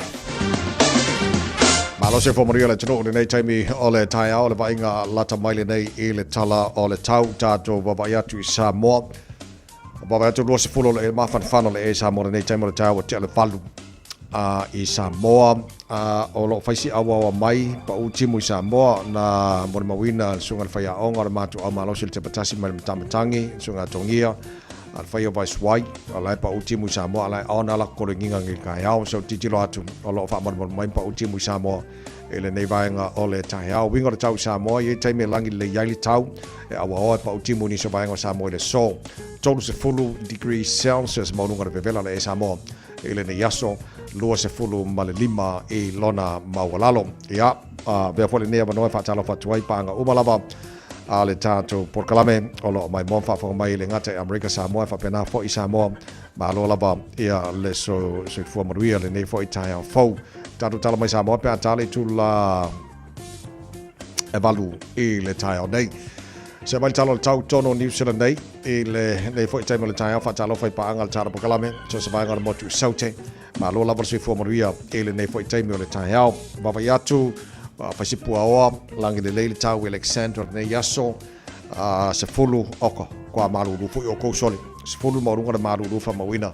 ia mo Alexandra le so Blenheim, whaasolo ina awaoa le tau le so, langi le lei fo le tau se fulono maurunga le marulu, Greymouth, langi le leile tau se futolu maurunga le marulu, Inminga ako, langi le leile tau se fulono maurunga le marulu, kai Kora, Whaasolo ina awa lang de lei for the tau food fan marunga de marulu lang de lei tau Nelsons food fan marunga de marulu de so lang de lei Omaru sputasi marunga de marulu de so Queenstown lang de lei tau sputasi marunga de marulu awa tau Timaru sputasi marunga de marulu Wanaka e Puaoa awa tau de so sputasi marunga de marulu food fan marunga de marulu Westport lang de lei tau ile nei fo ya so lua o tato o dia Dunedin ma lo se fo maria e le nei tai hao langi de leili tau mo tau i le sos fulua marunga le marunga ma le ayo kara stete fatala fatu ma lo lava se fo maria le nei tai hao e pua oa ni so taimi awa oa langi de leifo ni so taimi la wa ulis fulua marunga na le marunga fa mawina mo kara stete i le nei fo i aso fo watato o lia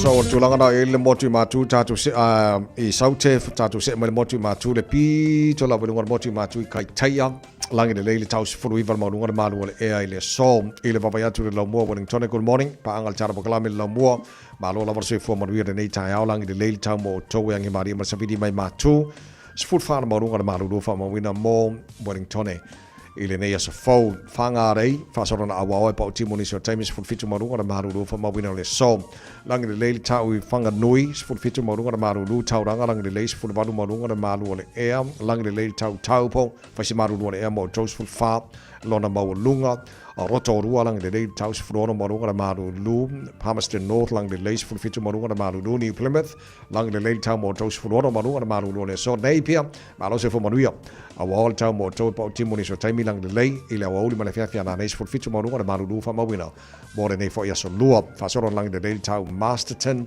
se furu lima maununga le malu lu langi le leile Vin se furu ono maununga le malu lu le so Hastings o la whasoro na awawa pa unai wanga mamani so taimi langi le lei fo I whasoro atu le awauli ma le fiafia na nei se furu ono maununga le malu lu le so I le babai atu Gisborne whasoro fo ina pa unai wanga langi le leile tau se furu ono maununga le malu lu Kiri do Hamilton e malo se full nei tai au langi le leile tau mo tau se furu fitu maununga na malu lu fa mawina mo kiri do I le so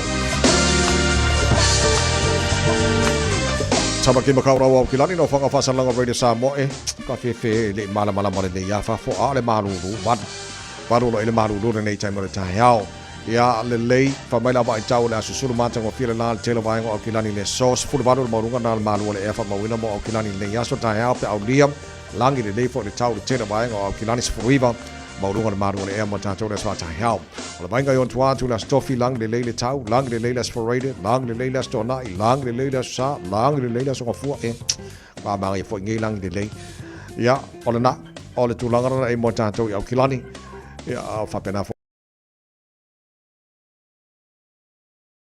nei foi tai fo le maro le tino o la papa ao ini se vai ngor kelope e le tonunga o lo maria mai o tau i le nei foi ia se fo ma le tau le nei se fo ta tu o lia le tau mo le samo i le nei tai ao ino se futasi le wate ai nei ia le tu la fitu ia toi fata lo fatu nei tai mo le tai ao e le maro le tino o ta ma futam ta fa tasi le tau already samo ma lo la fa tai fata se mai nei foi tai mo le tai ao ia to te tato no fata lo fa mai America Samoa fa pena foi Samoa ma lo la versi fu mo ria ma lo ta atu no i Samoa o ta pena gol fa na twin o ta tu tasi ia o le tau sanga ese fo ni tau sanga nei to fo pulo ile fionga de pandemia fionga la oli ma le to ale wote am pola te ba fo se schmet ma fanga malo ile tu lango le fa fo io le tutto tasio tato malo ile telo ta pena fo i pona yai mal telo tu sang babai todo waso o do te pena mo le fa la twin on tutto tasio tato malo sa bo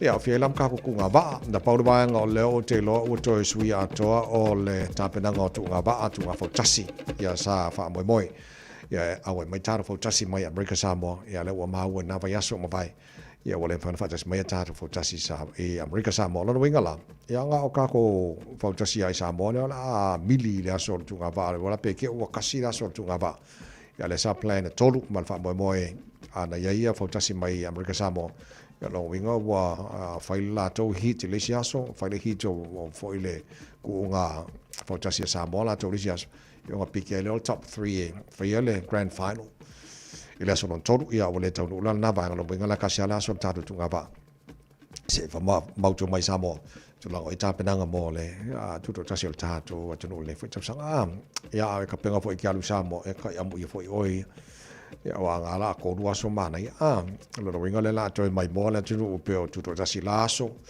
fa solo onga ia fa la tonga tanga wenga da malo ia fai fo ia ka vanga fa ilipu fai ka vanga savali ia me o mai sa kupu o pese falanga no oka kwa banga ia ia ona vanga na o le water pena il tato malo Samoa ia mo le tutu tasio le lua fe lua se fulu male ono o le fo eta pena le fe ngor konsula mal tato for tu in New Zealand nei ia mo tato fo ia tutu tasi au kilani nei te le lo isi vai ngor Sila o le tulanga na o le mau e so tainga fo isi o fo tai au so tainga mana fe ngor konsula ia fa manino fo le tulanga o ia ta penanga o le na mau ne vaso mo vai ele ku ma mai nga fo ka ko o kilangi ta penanga o le tutu tasi la to fa la tuino tutu tasi o tato malo ne to sang ia malo fa te fo le fe ngor konsula ma le fo tu ia mo te penaina ma tulanga ia nei vai nga o ia mo tatou te lo tau no tu mai aso nei mal vasa fo ia fa mo tu mai nei vai nga fo mo tatou ia ai masani lana pa u taru ta penanga e da so fu la so malo Lord King's birthday ia la so na si se fu tatou ia kilani ia fa mana tu fo tu to tasio nei fo ia tau sang o te la tona po o lo telefasilia nga e le vai nga le na fa lo mai le men star vai fa fo New Zealand te tai fo New Zealand first ia pe ona ia nai fa se langa le tu mai le asa o le ata pena e a fo ie e fa tau mai le fa tupe le Bank of New Zealand ia ma merge fa tasi pe tu fa tasi male Kiwi Bank New Zealand le nei ia ma tasi lengo ya no International Bank of New Zealand ta pena ngo mana le titilo ia le tato te tai o le New Zealand first ma va sama Winston Peters o lo mo fanga balota a New Zealand las fitol masina November to sanga nei so le to baba ya tulana po o lo tu facility la po se me te tau ona yai wa facility tele a po fe mai tu pe wa titilo nga le fitu te 5 biliona tu pe fa o mai e fe male si fo fanga le baba ya tu yai ia pe ona fa lo fo le fionga va sama Winston Peters o le tamaiti pepe uma citizen New Zealand whanau mai o le o ko mekiana maua le awhetala o le porkalame mai le malo ia i lalo o porkalame le Kiwi Saver generation leo la tapena ia le New Zealand first o waanga o mai campaign nga iai ele fa pe o taunu temina nei ia waanga o mai le fola mai fai lo mai le la campaign nga ia le New Zealand first ia e alan telefasili e mana fo telefasili wa le telefasili ia me fai fo onto e baba ia tili ia la fionga e baba semana Winston Peters Milan Party initial awala fai on we are to il temile nei se ia fa tau ina ia le fo tulanga la campaign na ia ia so la tatu titilo pe tatu baba ai ia out baba atu ia telefasili ia ona o sitela na ia o fe mai ele New Zealand First to pe fatinoia por kala be umo la tu titilo ia ele o ska mai ka kale kai ole New Zealand First ole kamari ole ku o makai samo ia ke le fo longa ka mai o ia fo ole lo ia la bandon sin fia o man kala go malako o lai fa mo ia langa spokesperson of finance ale New Zealand First ia mo team a toa ngā lui. O la tau ngā lenga mai na plan len whai loa ele kai ole. New Zealand First. Ele ku mamai ngā fo e ba pasa mana ia maa kāpenga ngā kulango ia. Ai mana ia. Nisa fufanga balu mana i tau na lei maa toa. Ole whaino leo no titilo tu nei ale liki le whai nei fo i ale aua au kina sorke whai aku so leo maka i le i lea fo i. Le semi-final le aulea okay lang Auckland Football Club ma le aulea Adelaide nga fai sole kwa ma ngai so le aulea ka ko ya le la fai mai le final nei ele fai lai i vanga le Go Media Stadium Mount Smart alo kikilok sole nga uma le ka longa le nga fai le nga malo mai le Auckland FC le semi-final nga fai le weekend Alwa tickets umare le ya tickets sold out tickets ole kalonga nga so no kwefa ko ole baveri wa ko le manga ya wala nga de shasha la ki ka mi ka kalonga ai soka e kelen ka ko kalonga la kapi ya le la fa le final ngai New Zealand au sold out ya Go Media Stadium e Mount Smart e va ve ke da kula nga mo ya ngi la kapi le kai kumbun amana yo kwa manga ia le aulea o le ala pingila ma le au o Sydney Football Club so le final na o le Australian League le la fangason le la final le au New Zealand ma le ka o pe au ki dangi langa lu au New Zealand le Phoenix Wedding Konge au ki dangi le Auckland FC Football Club le la final ma le aulea Australia manga ia mo ia so le alo le soka le ngi ia au ki dangi ia aile manuela tau whainga le au sokal tamaita ele Phoenix. Sa whaino fo i Auskari ele whai ngona vai aso. Ia ele manguia lako. Ale nga manga ia la semi-final kako. Au le au ki langi le la. Whai mai la ngile whaino. Fe aku mkumuru inga la au umale au sai makamaka ka alonga ai. Ai ku ori loko. Ia mo e fia yo makamaka soka. Ia au tu langara na ia ima le was sold out umala tickets are final na. E whaia ele whai ungar baso nei. So, o naskonga, ele aila, ele a whainga se mangana tatu e masenga o sauninga o naskonga, ia au kiringa i ko kiringi so kako e fia so ka pule la kiringa o sauninga o naskonga. E whapea o na saa le la manga ia ne. On Saturday le whaile whaino, manga ia, se lau pasene. Whatarofa le maro na tino o lo tātu mafuta i le la mua le kalesia i malua, malo se fo manuia, o sunga fono fo le neto sanga fo tele le kalesia i lona la mua i malua. Whatarofatu malo lava se fo manuia, malfa moi. Ia manuia tau na manga umar fo tele malua. O lo whenga iei i le nei fo i vaiaso, la kako wasia siaila, wa le pesele alpunia lava. Ko mai malua lo lau mua, i nei fo i tahea whatalofa tuai panga. Uma lava, ia lo whafo mai lau mua o le kalesia manu o nei tahea. Manu ia la fontenga fono le kalesia lo, whenga i nei fo i vaiaso.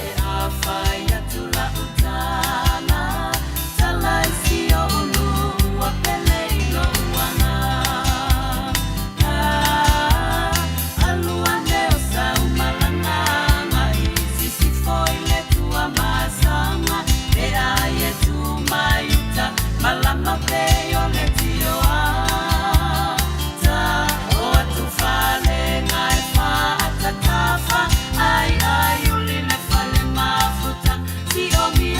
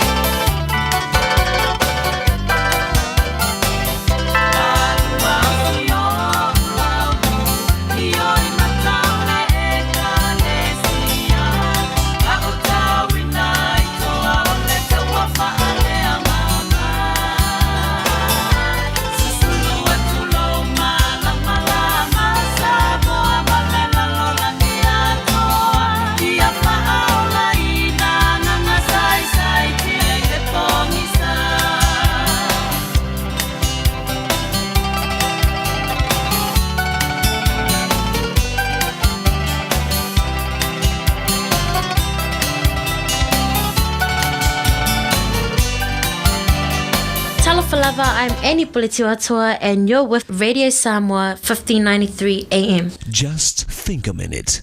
It could change everything.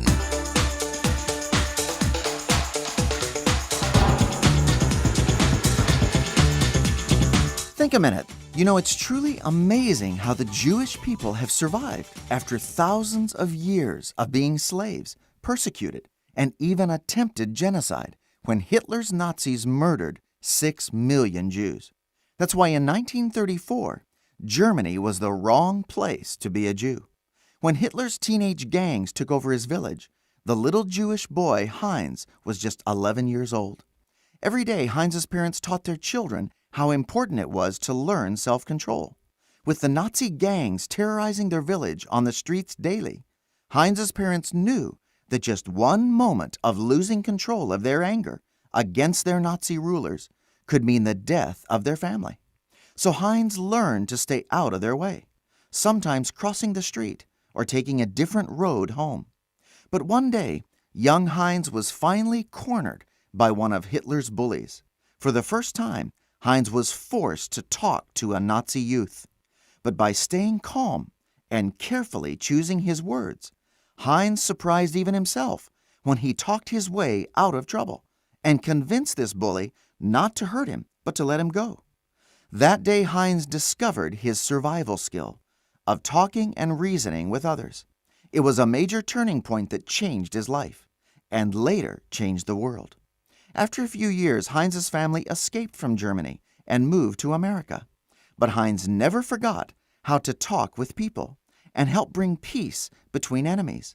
You see, that 11-year-old boy who had negotiated his first peace settlement with a Nazi bully later became one of the greatest ambassadors of peace in the world. You've probably heard of him, not as Heinz, but by his American name, Henry Kissinger, the former U.S. Secretary of State. So what survival skills did your Maker give you? He'll show them to you if you let him. But God doesn't just want you to survive. He wants you to thrive and succeed. He wants to help you find and use your special skills He gave you. So why not ask Jesus Christ to take charge of your life every day? He'll help you discover and develop your own special skills and abilities so you can enjoy the successful life He's planned for you. Just think a minute. If you'd like a free CD of our top 40 programs, write to us on the internet at www.thinkaminute.com and catch us tomorrow at this same time when we stop and think a minute.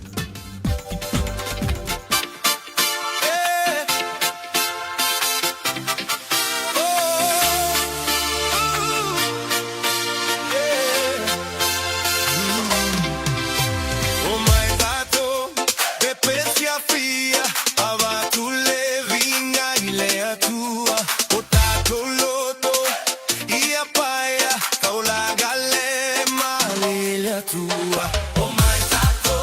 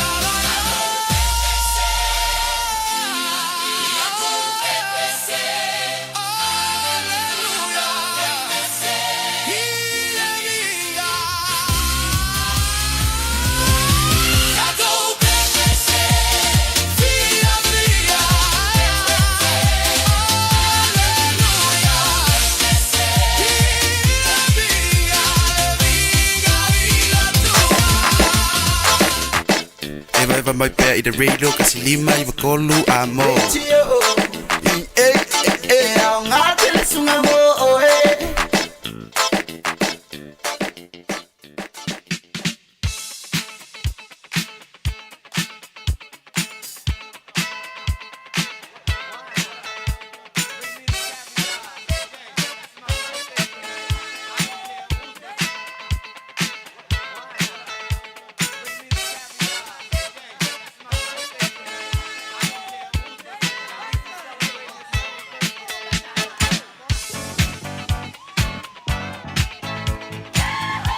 Pomnegos whana wale aso luore nei se furuiwa o me telefoni matala mo oe pe a mawhaiana wha o ngāle telefoni mo moni se wha mniango se tasi o wha manatula naso whanau le so tolu fitu tasi lima I matolu.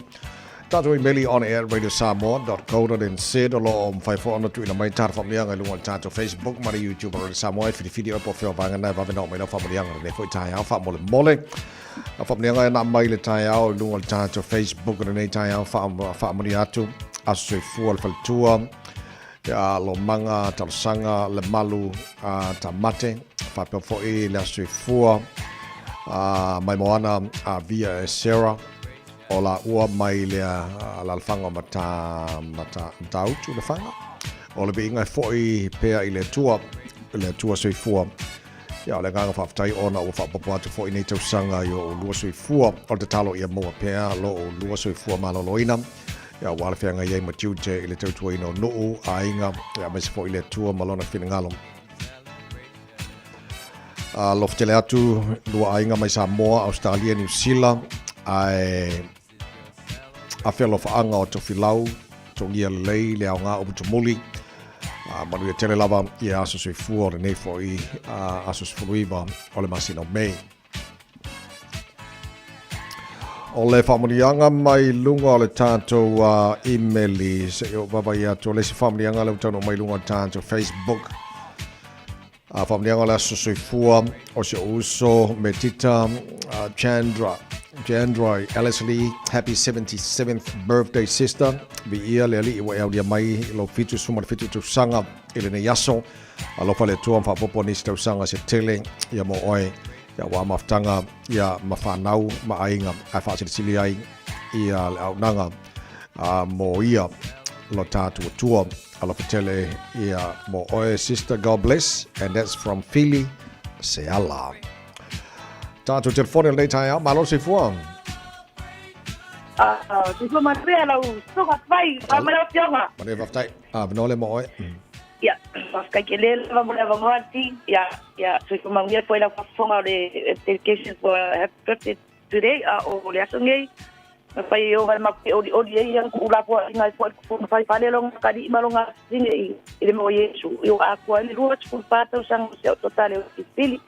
ani mo eskia pili ya ka ponga mai ko e palongo mai o ni konge ya lofa ke ya ku lo kingale ya ke ya me foi xa pa nau ya foi tenen linga au ko sa runga ngai markero disa ai alo ke le aku I la ko mala o le matinga vengi o ke ako e foi ya langa o kai o ya alo ke le aku I le pa ya tsanga o ya alo ke le aku la malo fa tai mole no nei tai au o fa mlianga mal tanto emaili o le fa mlianga ne o la sui fo la tele ia Joshua fa fo wina alo happy birthday Josh vi ile tua o le mai o le tele ile atanga lo su testo sanga ile so we pray that God will continue to bless you with many more years to come. We also pray that He will continue to use you and the talents that He has granted you for His glory and kingdom. Alofa angai le babai mo oi. Yosua, your grandpa le Anna, your nana Abe, your mom and your dad, Reverend Neil and Ella Palmer, Alo, your siblings Abigail, Caleb, and Macarius, your auntie Muliangatele Farosa from Tokyo, Yapani, your auntie Shalom, is it Shiloh?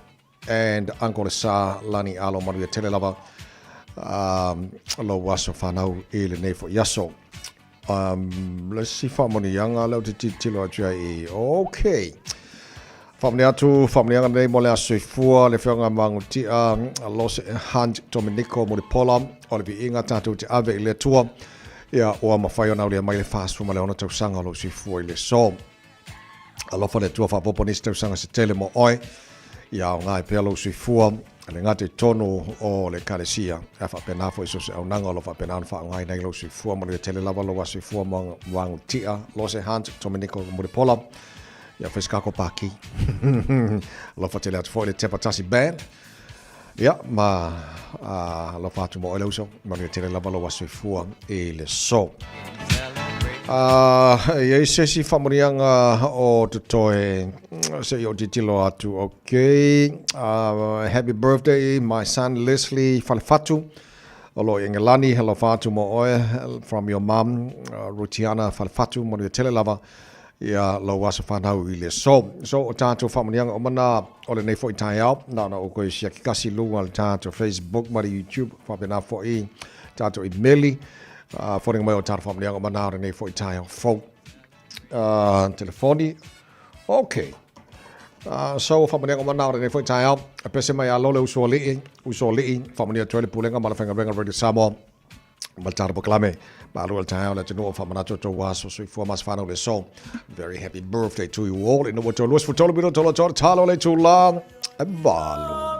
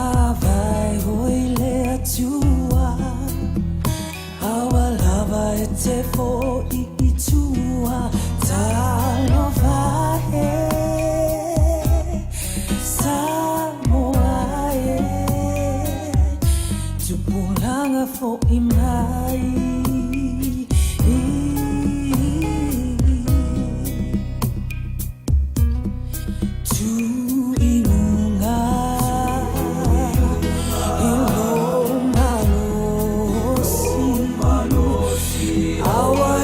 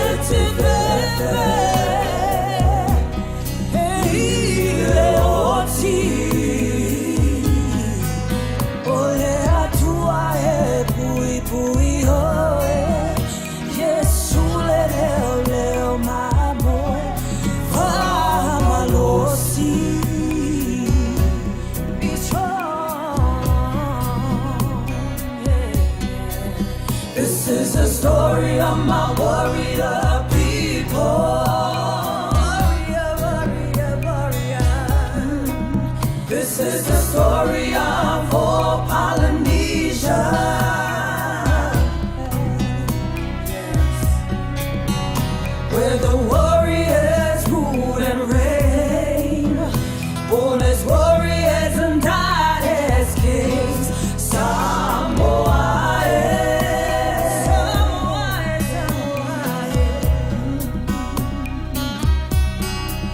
I wanna thank you for my freedom. Thank you, Lord, thank you, Lord. I give thanks for a certain destiny,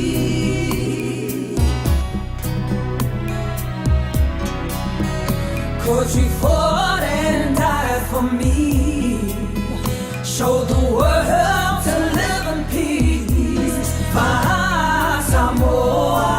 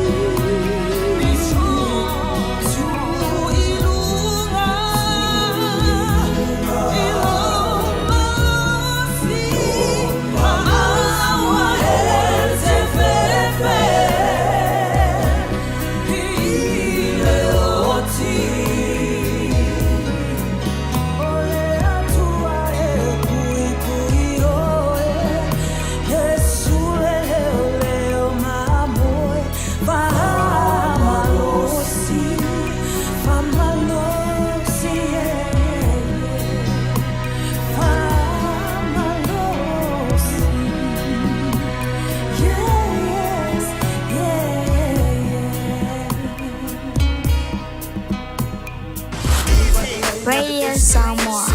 Taslima Ivatolu. Amo.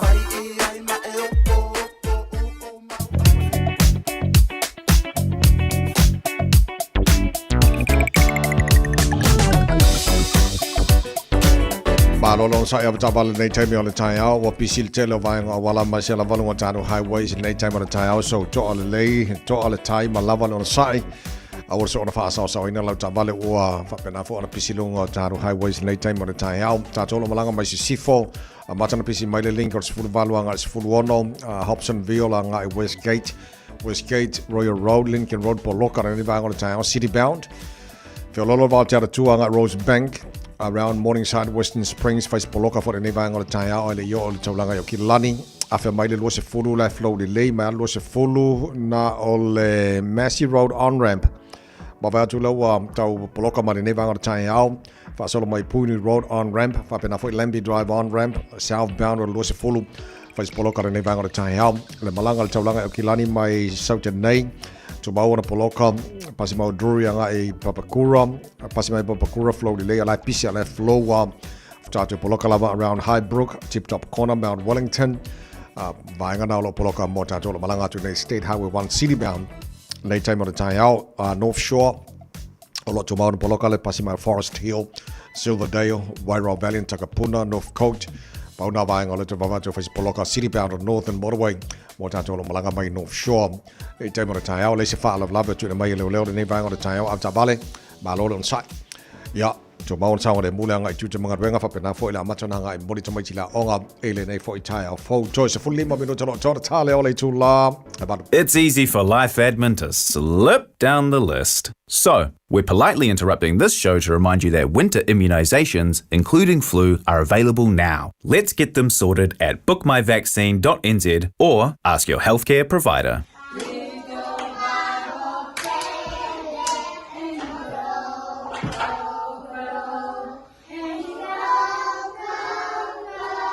Sa ili sea o ngā amata e talawhea ngai mo lau whānau witi. Ai maise I taimita o ngata o le soifuanga. O le St. Andrew's Christian Preschool e le ai se totongi. I oe e le ai se totongi. Mo whānau ma le lua I le 5 tausanga. Ta tala i le asonga fua i le aswharaile. Iwa i le tae au, anga i le tolu i le afiafi. Vili mai loa le St. Andrew's Preschool i le Oiva, lua fituono fa lima tolufa. Lua fituono fa lima tolufa. Toa tusi se fulu valu Station Road o Tahuhu. Talofa Samoa. E mawhagirap sosoni atu Dr. Chen i ngasi o le maisoka, toto maulunga, ti ngale tino, whapaui no pauna, maisela, mangeso malikanesa. Maule ti e whamamai lo puta, mali paste, mo nifo tinga, mal whamalongi no lo fufonga. Whapea products, po o loha e sosoni e whaala mole ma dark spots o fulinga. Ua tele ungali ua mawala to pepe o nar sosoni a Dr. Chen. Hala au noi le lua fituono tolu fitu, lua fituono tolu fitu, pea fiuane i le lua ono, Great South Road i Otahuhu. E te sila fia wa te tala ina Neely Sand Balmore lunch ma dinner buffet.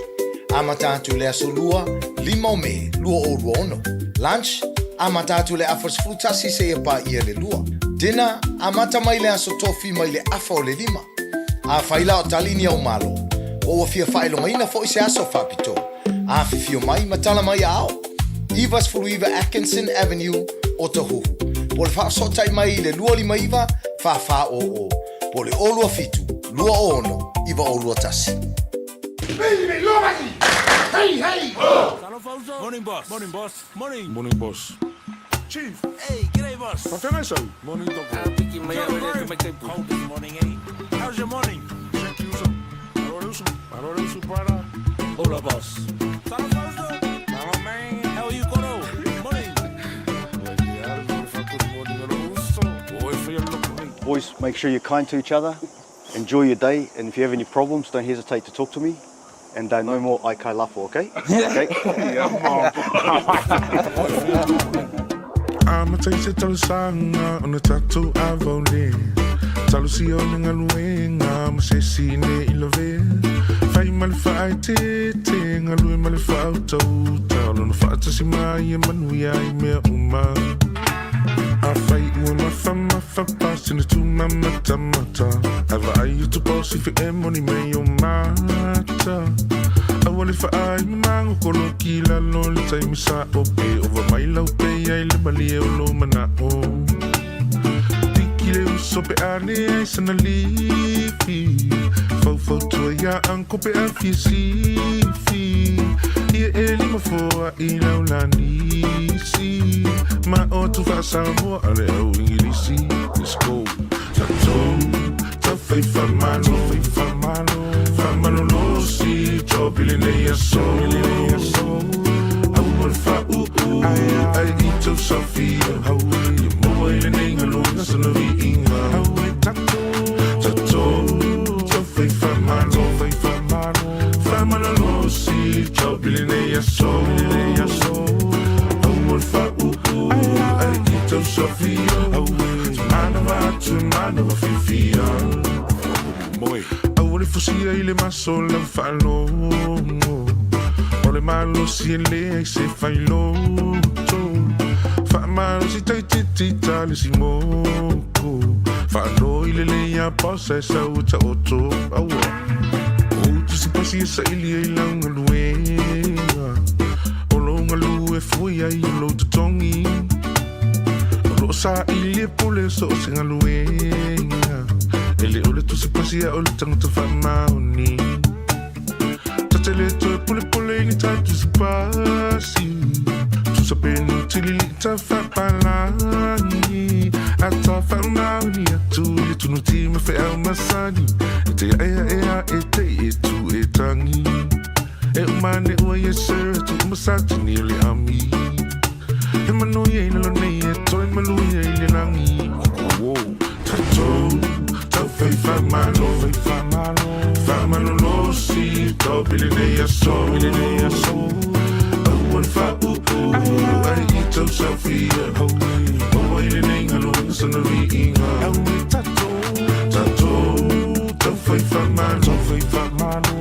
malo lo si to bile ne ya so.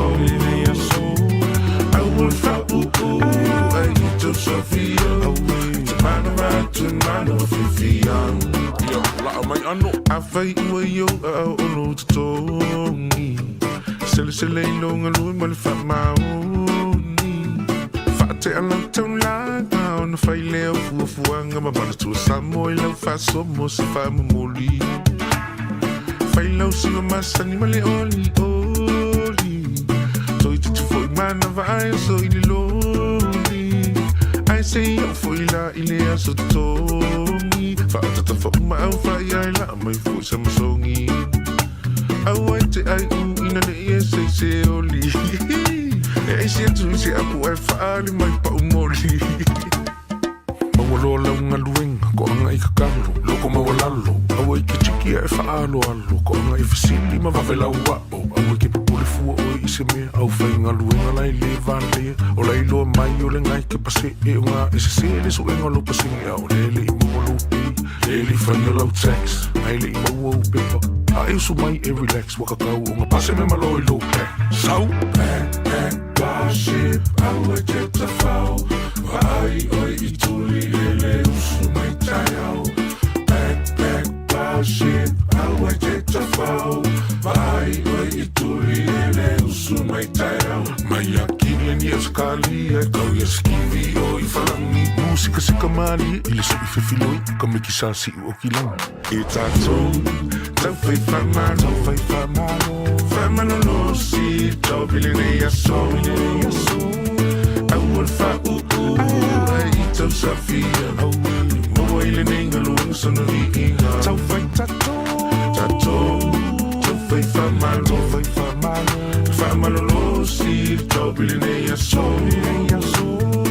Au al wha ai I tau sawhia Mana watu, mana wafifian A whaaita o e seisi Ia e ono sa I teisi O alau le lotama wala lo A malu I whale, malu whafo Au whaingaru inga whea lo whani Mata utile naka mupani E amu ia le na pule siri Ele so ona fai e seisi Se amu ia le na pule siri Ele teitai fika e seisi Ai sawa E le ngā symbol ala fautuanga le boss Anga le lei malo fai list tangata Ai se vai ngat fia malo la mai tara no ma le boss Ia maunge koe whenga e kalaf Toi oro miro tolo tolo tā leo nei tūla e walu Pau I whianga mai a wani a toloa Ka mai ki sāsi Ia le lofo le tuola nei tai au fau Nei mātua walau su le malu rua le tai au Ta pena nei whanau le haonga Malo lon sai E le whaingo fia E sala whai e le whaingo fia Malo lon sai a mai O le whamanatua mo o le matua A wala wane e whaata mala le vaingo nei whanau A wale tu o ilalo lo titi whaitama ta pena I nei whanau po le fia moe po le malu lu O so ale mea ngā kōru kai au makua I alu I male atoa Ta pena nei whanau ma whanawhana ofo nei whanau E malu lu o le nei vai taimi Ia ma aile le ia me aia ta maiti Me aio le tae ao Ia ma lato me aio le au auli Tapena ka masani lava na tātou e le mapu lava le taunongolongo ma le tuolalo le tāra pokalame awa lava ne I whatamala mai tātou I le vainga o nei whanau o le manui o nei whanau ia moa tai au e fua le mingoia o le mingoia le teimine nei ia e alaila ona o loto tele I lea tala e whai aso umuam tai au umalava anga laua inu I le tele o nei mātua le whafo mai tai au laua tele na ialom whanau manuia kako whamasingo o kako loia o kako whaifi au o kako palama o kako whai erikise kako whaia onga o kako suekusi ia ma so se ko inga kiuki o lo whapenao na ngalu e alo matama whanau Samoa wa manuia ona o tiuten na whapena ona whaia nei o lato matua ia onga foi lato so o le la whamana tōtua e tātou ia mo I tātou loa onga nei whanau nei vai taimi on sa ilma rili marfia mo il kai au ia whaiska ko whamara stino il tai au o ne ngalo I tāua tele le breakfast il tai au ia mo tātou o le kaukalangoa la le breakfast nei ia o te loa lau whailita maftanga le hauli mo si vaenga lai o I Amerika whatalo whatu na yuso manu tatu tunu ala lamba pa auso samaingo Amerika fa talo fo mai fo po kala me nei tai au ma lo la versi fo mo wia ya mo yo to tama ftanga la oli wa kilo nga fo ko ma fkanga la oli fa talo versi pasta laki mo fa tua ma le no falo la patu nei tai au le so ya fa lua mo se tupe ala patu ma lo fa ftai ya mo to telo tatu pa anga lo fa fe lo fa talo fo mai so samaingo Amerika le malo tele lo fatu el ne fo tai au ya langa le ka so ma ko ipuki or kai au ya ke lo nga wa alo ane o to mo to tama ftanga la oli ya well enjoy your lunch ya so pesa ma ko ipuki or kai au le fa mana tu nei matua on sa e fai le kia ka mai ke kai au vai e ala nga ma di ka ko o le fai or fa mar stin le la kal pese le e fai fa kangar ka ka ia se mo ko ai o sa e fai fa mar stin o si e ke le ma di pula o ya kanga fai pula kama lo makua e mai alo fa mar stino so matato tala pesa bora ne foi tai au Chupa, bolsa, monza, sao reali. Via via in chupa. Pa ala lo toma urunga. Re apa uopo na papena mo ka pa lo tino ia ma uri maso. Ave tire ma o. Chupa, via via in chupa. Pa ala lo toma urunga. Re apa uopo na papena mo ka pa lo tino ia ma uri maso. Ave tire ma o.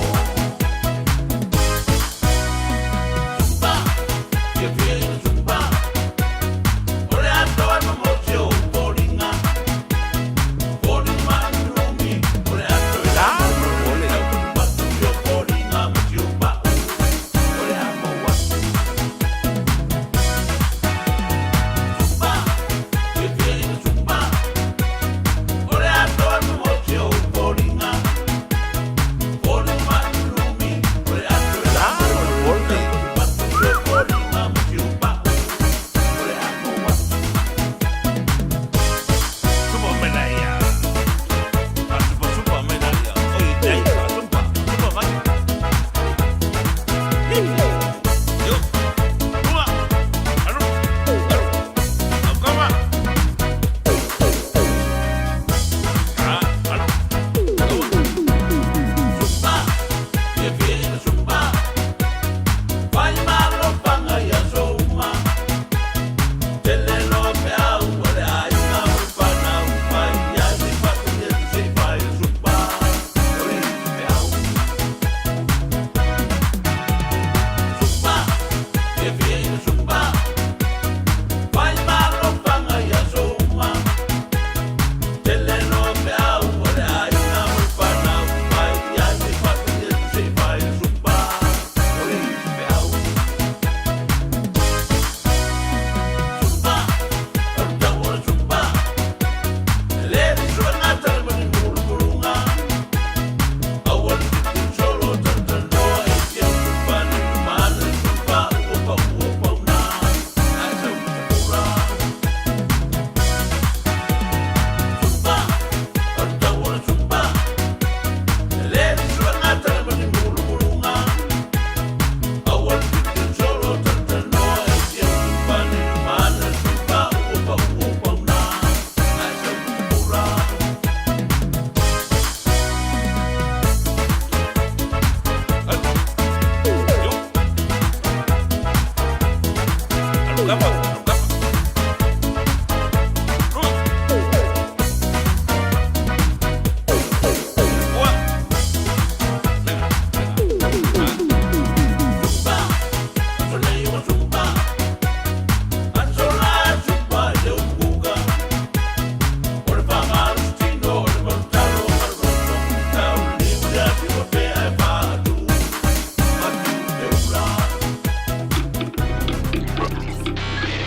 Tasilima Ivatolu Amo Radio Samoa.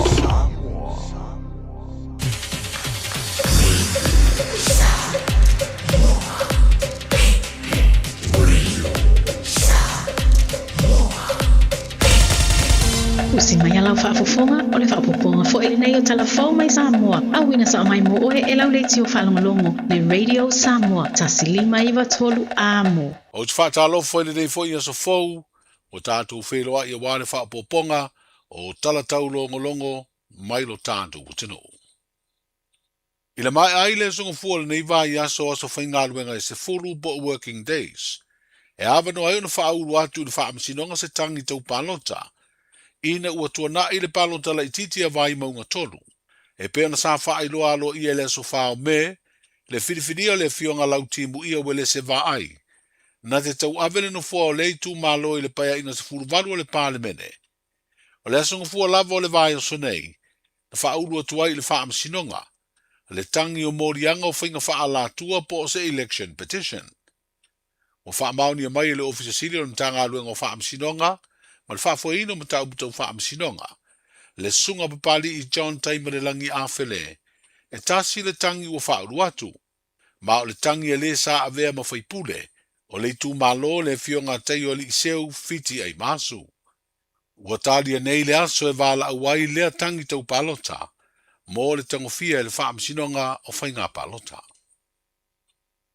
E waru morianga leo leo o whaamaunia e le whaamasinonga, whaasanga i le fionga i a mase mahonu i swalka, sa avea mawhaia o ngā ulu o le tātua o le kopia le tunu o le manu Samoa. O le taunu unga leo iro i longa masue suenga le whaamasinonga maua lunga, ma au mai ei le asonga fua le whaai unga, a le fionga le whaamasino sini o le whaamasinonga sili, le fionga i a vui Clarence Nelson. O morianga o whaamaunia e au fiei le wha o lima mātanga, wha o lima, ma le wha o lima i le wha moe moe, e wha tino se whiusua inga. E to lua tama i ta ina a fia le soli tū la fono, o le tasi e se furuiva tau sanga le matua i le teimi na tupu ai le soli tū la fono. Ai o leisi, e se furu whaona tau sanga le matua i le teimi na wha tino ai le soli ngā tū la fono. O lo wha awa upea na tapu mai e le wha amasinonga pe wha saa, ona wha ai loa so se wha matalanga i lo ai tama i ta ina a fia. Ma o le aso lima le masi na fowe uni, le aso whareida le vai aso a sau, e tu ina atu ai fora sanga lo ia ma se lipoti, mai le ofisa wha anofo vava aia e tapena i ai se wha ai unga le wha amasinonga i se wha salanga. O lo wha awau le tatala i tua ia i inga o mai a wha ata oto, le fionga ia mase mahonu i swalka, e wha atari ai le isi vala aunga le nei mata upu tau wha amasinonga. I le limas fultasi o tangata o lo molia, i le soli tu la fono le wha le mingao lea i le wha amasinonga po le contempt of court. E mafua i le leo o atu e mori mau le wha amasinonga tau palota whalea lili tasi. E to tolu e le i o atu i le amata su eino morianga i le asonga fua. Ma ua polo ina ai nei tusi sai sai, e sa ili ai e leo leo. O ai ai ngore tu ina atu o tusi sai sai, ia sa ili ia maua, ma avatu i lumo le wha amasinonga. O le amata su eino morianga i le asonga fua i le i whaataunu uina, ona o le lo i o lo tūla i more to tolu se furo tangata molia o lo i New Zealand. Ma e fito atau nu mai le atunu i le amatanga o le vai o se fau. O whaatula ngai le asolua a sau, le asolua se furu ono me, e whaaua waitauru manga o le neimata uputou whaamasinonga. Ma ua whautua ina ai e le aini lo ia, e tapena alato u whaamatalanga e whaailoa atuai mafuanga, na le o atuai e tusa o le polo inga, a o whaanga solo le su eino le tangi tau palota, a whale ali li tasi lea ua maea, ma ua ta oto le whaai unga. O lo lu ina lea whaai unga le sui whaipula le tu malo, lea ua wha moe tangofia le wha msinonga o tālo sanga, ma ilo ai pe iei sona malo si anga e su ai. O le vala unga mua morianga o le soli tu la fono le wha le mingao le wha msinonga le stofi, o le vai aso umavae, na whaelo ai se tama o ia malona to lua lo au fia ia i la tau o lo molia, na mafua una le awa iatu le su eino le tangi tau palota, o na sa whaalafi i la ua e le fast, le vaenga wha upu whai o le wha tua i le atua sa moa ua tasi. O le ua mata wha ngā solo polo kalame ua tapena le wha la tonga, o i la tau o le autu sitala ma wha sala lau i sa moa, e wha mana tuai ma le atoanga, o le iupeli aulo po le lima se fulu tau sanga talu na whaatuina, le whaalap tonga e nisi o tamali i mawhaila unga whaapefa le tua matausi, sa au na mga lulua i lea to mairo tātu o tunu i tau sanga ua mawae.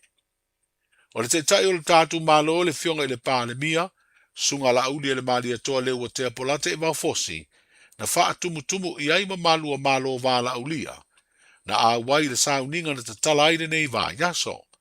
Lea na wha ilo ai le te itai o le malo, lona langolongo ina o lea au nanga tāua, a wā o so o se atunu u te mokalasi, tasi lea o tautua e mana o mia i teimi o puapua ngā, i mala wha le nā tūla mo le tau longolongo ina o tangata. O le wha au tau mori mai le sui o le malo o Australia, wha pēle sui o le wha laptonga o malo o wha tasi le UNESCO, o salani ia i le tatala ina o le vā yaso, ona e tutu wha tasi le langolongo ina malosi o le pito la au atu stala, ma le au wha asana lau ele ngā te Samoa, a o le lorangi.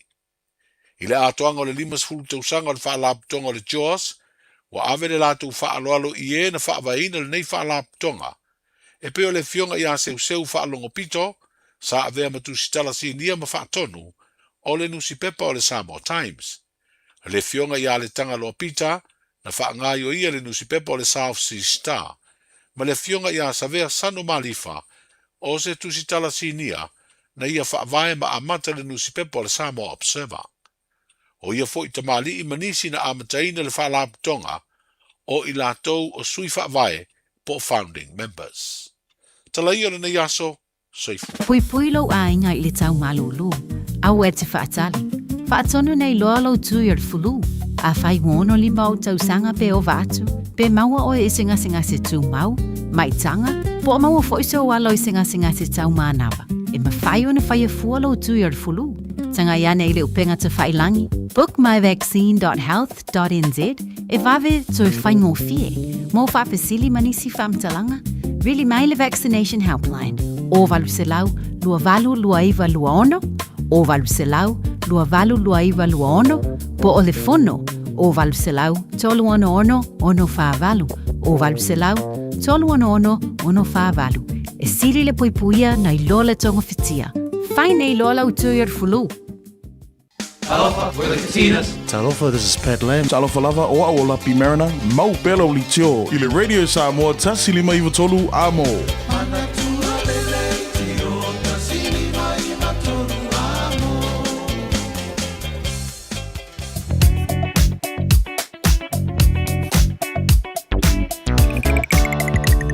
Ta vale malo le foi, malo le sila malo le ona sa i wala wala nei tema le tai al tem pisi o le mboli te majila o nga fa mo mole ave le fa mo mo nei fa na le tema kolo sila wala mo sa le mo fa na le nei foi ba ngole tai al fo pisi lunga wala so se va ngole wala lo titi latu SMA lunga highways Mount Wellington Highway mai Pamua pasi mai ia Silver Park o lo tomona poloka le nei va ngole tai al on ramble city southbound State Highway 1 but on ramble city bound State Highway 1 my Mount Wellington Highway face poloka le vanga ole Taiao Massey Road Titilatu around Middle Moor Fasolo Tuai East Mangere East tele na vanga ole Titilatu face poloka le vanga ole Taiao Motatu Sifo Great North Road Maila vai New Lynn Fasolo mai Avondale Fasolo nei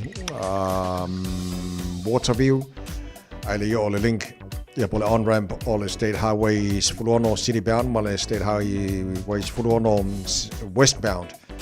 Pais poloka ne vanga te hao Great North Road, whapena fo i te ara tū, both south and north, te ara tū south, whai pais poloka ne vanga te hao. Lunga taro highways, whawai atu pais poloka tela nei te hao, tātola malanga mai sifo, poloka le ngai mai le Sfulumalu Green Heights, ngai whenua pai, whapena fo around Hobsonville, Link Morris Fuluano Westgate Poloka, Royal Road on-ramp Poloka, Lincoln Road on-ramp Poloka, Te Ara 2, Rosebank, Point Chevalier, Western Springs Poloka le nevanga o Taiao, afe mai le Luasi Fulu, Highway Luasi Fulu le Tano la flow delay, around Mount Roscoe, bound Dominion Road and Hillsborough, Lai Pisi, Lai Flow wa, Whaua mai, a whele malai wa lele Luasi Fulu a, Lai Pisi a Lai Flow, whapena fo ile whaua ma Luasi Fulu, Massey Road, Lai Pisi a Lai Flow, around Pointer Road and Lamby Drive, Rainbow's End, face poloka le nevanga o Taiao, southbound, o le highway Luasi Fulu, whapena fo ile city-bound State Highway 1, around Mount Wellington, face poloka le nevanga o Taiao, lunga na la wala, abta bale, so bawa na sawa de mule ngai, moni to machi la onga whapena fo ia ngai, tutu mga wenga ne fo i Taiao. Radio Samoa, tasilima iwa tolu, Samoa. Tasilima i tu. Amo.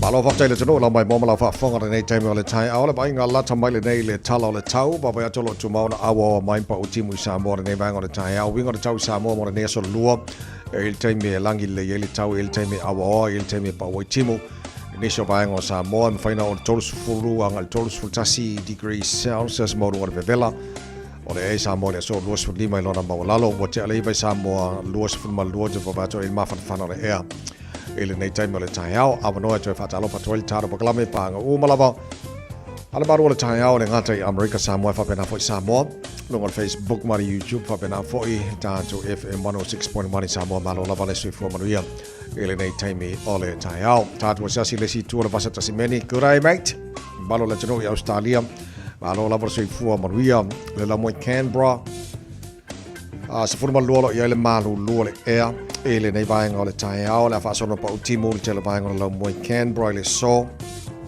se fu male ono maurunga na o le malu fa mawina mo Canberra le so Canberra iba lona mawalalo fa si maru luole ea ia mo le mo Canberra le so pa talo fa le malo le tunu so se vaenga o Melbourne o lo tatu mafuta le nei tai au fa si maru luole tai au se fulu ia kukusa o konga mako ia au kilangi winga le tau le so le fa sono na awa pa o nai wanga ni so taimi sfulono marunga na malu lu fa ila si maru lu o tau i le so Melbourne malo le sai Sydney Australia good morning malo si fo maruia sfulono le malu lu le air ni wanga le tai la pa o fo timu ne ya so ato lu sfulo marunga ma fa fa mawina mo Sydney i le so Brisbane Australia ma fa ngari o ko ri lu sfulo Olo ele ma fa le air ne vanga le tai la fa solo na pa utimu ele nei fo yaso lo su farma lo ngol bela fa mawina mo Brisbane le so Perth Australia ma lo si fu le nei tai su taselo ele ma lu winga le tau le so la fa solo ina su suru mata ngo file la lo su farma lo ngol bela fa mawina mo Perth Australia ele nei fo yaso tele na vanga Australia ma tu la ele tau ya fa mawina mo nei fo tai au Tama ki makaurau au kilani no whanga whaasalanga radio Samoa oka se wa iei whafo. O le maanga i ore susulu o le la soli. A le maanga i fo o le maruru i volo il maruru. Ili nei teimo le tai au. On sa i walo kiki lo ako le alangi le leile tau le so susulu maina le la matau mafan whanaina le ea. Sifunu wadu marunga na le maru le e wha mawina mo au kilani. Ia mora nei fo yaso tai au pe au dia ma nga ia fo le susuru le la pa o le audio kai au sifulu iva le maurunga le maru le e fa mawina mo au kilani la swa tai au le painga yon tuatu lang le fo le stoffi lang le las for raile lang le las tona ia sama la so for na va yaso lo mana yatu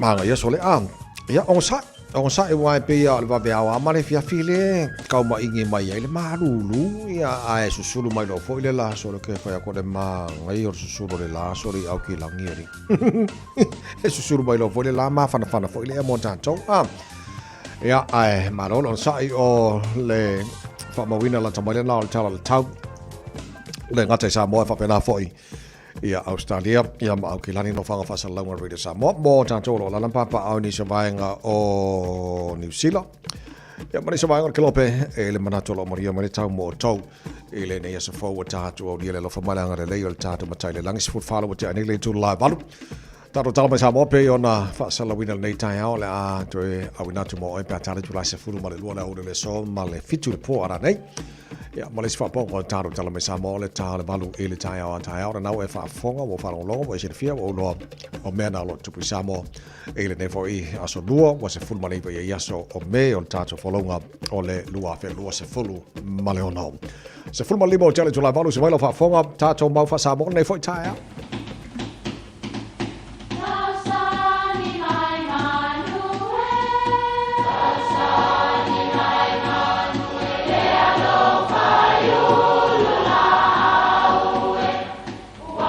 E o whanga manu i ululu o la au, awa e whawhanga i funga o la au. A o le tangata, e whawhanga i upu matala. O le mawhileo o alanga upu mamuanga ngana Samoa maona whaapongai, e a fua i lona si o mianga. O lona lea sao i le whaatufunganga o le iloa whaale aso, mai le tautua se ia o ina pule. O alanga upu mamuanga ngana, ua lanto mamanuina le tō whamanino a Samoa, mana tua fo'i, e tāo fitau muli le atunu. Ua tolo paa le mata upu. E maua mai le tolo fia e paa o se mea. O paa e fetolofi whaalilo lilo i le pongi sa ili mea ai. E whapea tangata e tau mo whai e sui se tonu, ua uma o na whai e ala i talanoanga whaala tua. Ai le au maia i luma. O upu e whai loa antu ai le fia, o nao se mata upu ua musu ia mua tangata i ni whau tuanga. Le manuia. E fōringa maia li ua tolo paa le mata upu mai le whapea ni whainga whatamari. Mana tua le upu. O le whaiwa o tamari o le sao noa. Ai le o le whaumua vao. Manuia lau whaasausaunga.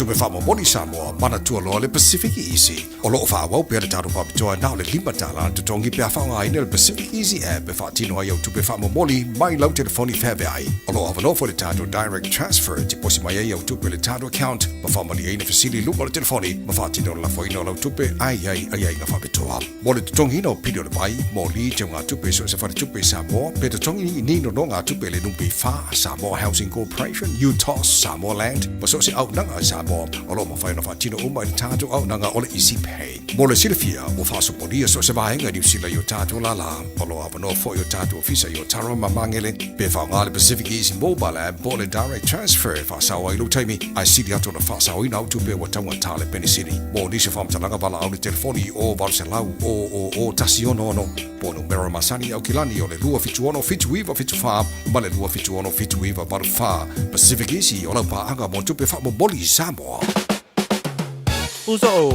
Oso. Son, fe o kausinga iau makari i la manga iau lau ka vali fou. Na boi a museo uso. Bag. O le Enterprise Motor Group man ka. Wa uso yaid kaya wangi. Lei yang whakamoe lau whainga duenga. Ai o akure a fia wa show lau ka mai lunga lau ala. Pa o koenga ka vale. Piki apu SUV, van. So se koenga ka vale ha. O feet for cover. O le lima ongo fiku Great South Road man kau. Pe vile le over se lau lima o rua korfa. Enterprise Motor Group Manukau. Sa ili, fili, ma ave loa lau tāwali. O le kawashoa o lau kamufani inisiua e tautua mo oe ma e pele yate oe. O la mātau au nanga ua iai a lii matamaitai ua uma o nā o tauina e ngā lulue whaatasi ma so o tau au ma oe ma lau ainga ma so o se whaala putoputonga. Mātau te fitosoani e whautua ina oe ma lau fili-filinga tatau I taimi o whaafi tauli. Au nanga e whaatuatua ina mo oe ma lau ainga I so se taimi. Cover Shore, here for you every step of the way. Lo somar follow o chale tulai valul pokala me maru le tai al radio Samoa. Nai matua matato uma moni tamaiti la ora le tai al pesela mo oia mai ale so mar tananga ma le fionga le sa so li. Au pito tol su to fa so o William Sio mo le foi so lua. Maru si for good morning.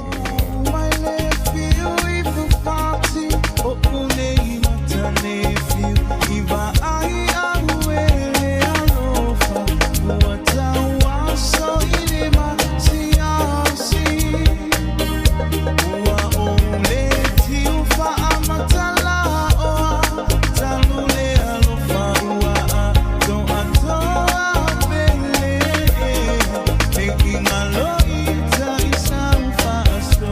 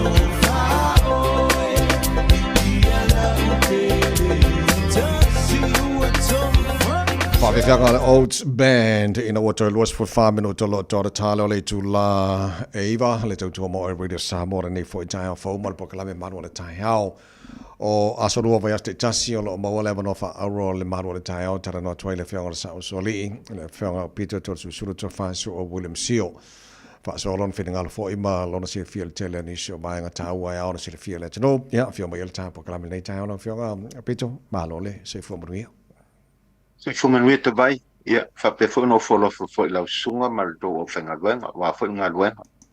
Tā ua, ia, o folo fat fo il tātou wa tunu, pa ia lau whenga luenga lea tua, tupu mai il tātou wa tunu. Ia, me se fo i wo me masan, malo lava le folau, malo fo ia le on sa i, le fo kau ngu mai le winter i Aotearoa ngei. Malo whawhatai, moni au, sa tātara no ai, nei vasu mawai, o i sa mua fo il manga i o le maha whanawhana le ea. Ia le fo ua, koe tauru mai au kila neiba New Zealand. Ia o mangai fo le maruru la ko o Savaria. O le Savaria, langa o whaukwanga ia mai fo mai, o le ngai oi so soangi ia ke oe ho ilele. A o kupua e ho ilia, soifua le tātou atunu, ua mai se lau makupua. O le ngai oi kusape 5 mingu ke pe sefulu a ia whaiwhai pea, pai so, pa masangi e le tino. Malo whawhatai. Tā mata o te loa se vaenga o lewa fo ngā lua i eile a lau whionga manisi fo i o le tātou South Seas i tuna New Zealand nei o le porkalame le malporo ke te le trainings project. Leo titi loatu, leo mana i o leo amata o na tino mani nei vai tau apita. E fifi lava fo i wha lau i loa atu, o le vai aso le ante anei sa mātou whatasi e fo i ma le minsta lango lango, o le soifo marolo i ngai Samoa, whapea fo i tamaita i Pulelua po le Deputy High Commissioner o New Zealand i Samoa. Ia ma lau whenga luenga fo i matanga luenga o soifo marolo i Samoa, whapea ngā fo i le CEO o South Seas, ia ma tamaita i Pule fo i o Lafio anga o Aotearoa. E whaalau i loa o leo ua kingi kau nguu le porkeki fo i sa mātou ngā lue whaatasia i le koe hiki atoa lua tausanga. O lea rā ua whaatino nei le whesuia inga lea o le twinnings lea o ua tau nguu i Samoa ia ni tamaita i tausi soifua. O se tasia i eile to mai whaapitoa i mei e tau mai o soif o mawhawhaunga po le mental health. O se tasi e eile to mai whaatau mei o acute care, po le emergency care, po le ICU, me whapena e mai se lato e mauai i mai fo i e o kānisa. Ia ma se tasi fo i o professional mei e ta o le allied health. I o le tolu la le mai New Zealand. O lea le a ngā lue nei Samoa mo le si tolu masina. Ia e a matatu la i moto otua. A le aunga lava ma le autu. Ina i mawhai o na watu i whale mai fo i nuu i tua. E whesosoani e ngā luenga. Ia e le ngata o le si kia fo i le lātou fo i to mai. I le whaatinonga ngā luenga i tua hatu o Aotearoa. Ia a le whesosoani e fo i ma whai fo i na whaasoa atu me to tia ese o le lau te maua atu. Ia i lātou fo i o lātou ngā lue whaatasi ai.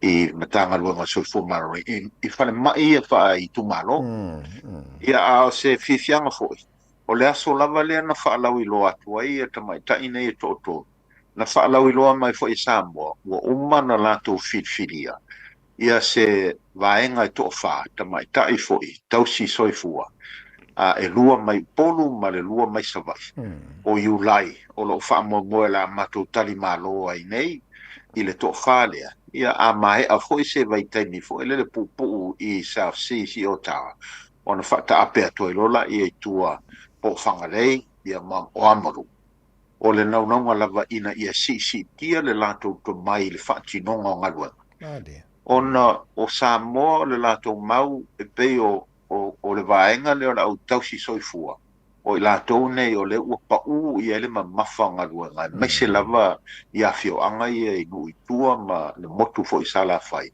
ona ele o lava i a fo mai i Samoa pela le aunga hama le tu i o le si lato tausanga na mato tau fai lava a umal tolu masinga o le vaenga ia fili fo le si vaenga to Samoa fili fo Samoa le si vaenga e o mai New Zealand e pe se fifianga na ko yiki a ko lu ka sanga ngalu ia le la ua tini le si this is a milestone i tonu level porque ki le il va New Zealand Samoa Mātango fie malo le sa ili malo a pito o tausi mai e malanga mai sa mo tonu New Zealand o le ale fa mo au tu a o ina tili ngaluenga fa tausi mai pe e ni se vai ngolo o mfaiona man to fo New Zealand e ai la to ta wala nurse practitioner yes wala ko fai al kilo ngaluenga se ia ngai mela i ki lava e pa u lava e fito i tonu lava mai lato fo i wao o ina mpasia lato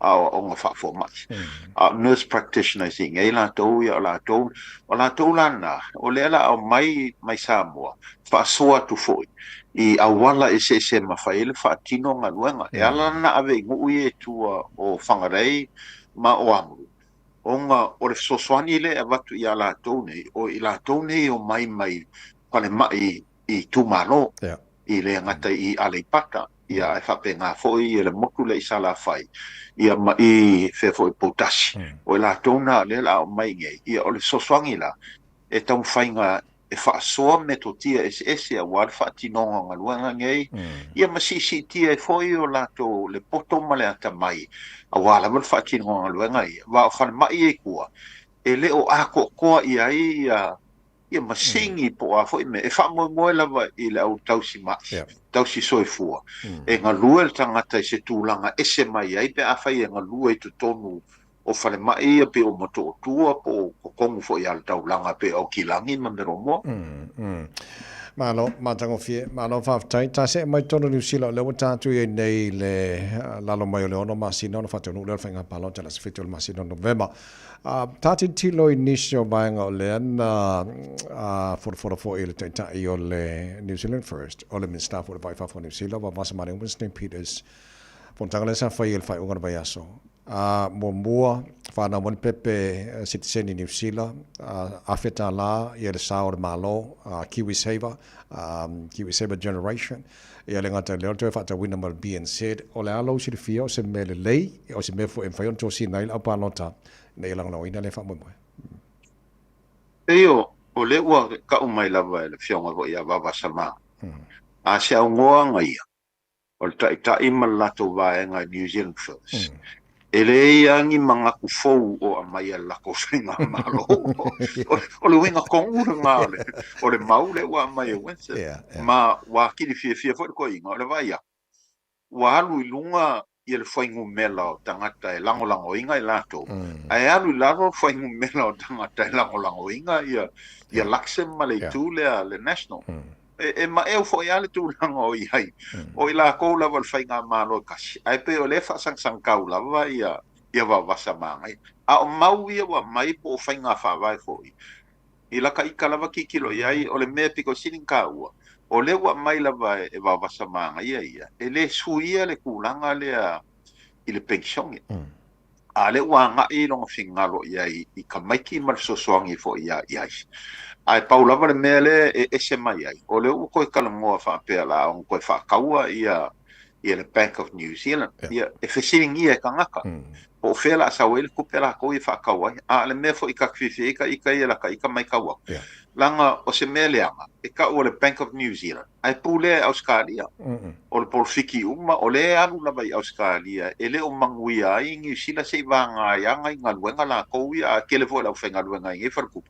O ka vai ako ka mai inkia. Peila le kulanga langa. Ai a kongo le u whai mai nga ia. O le a whakau.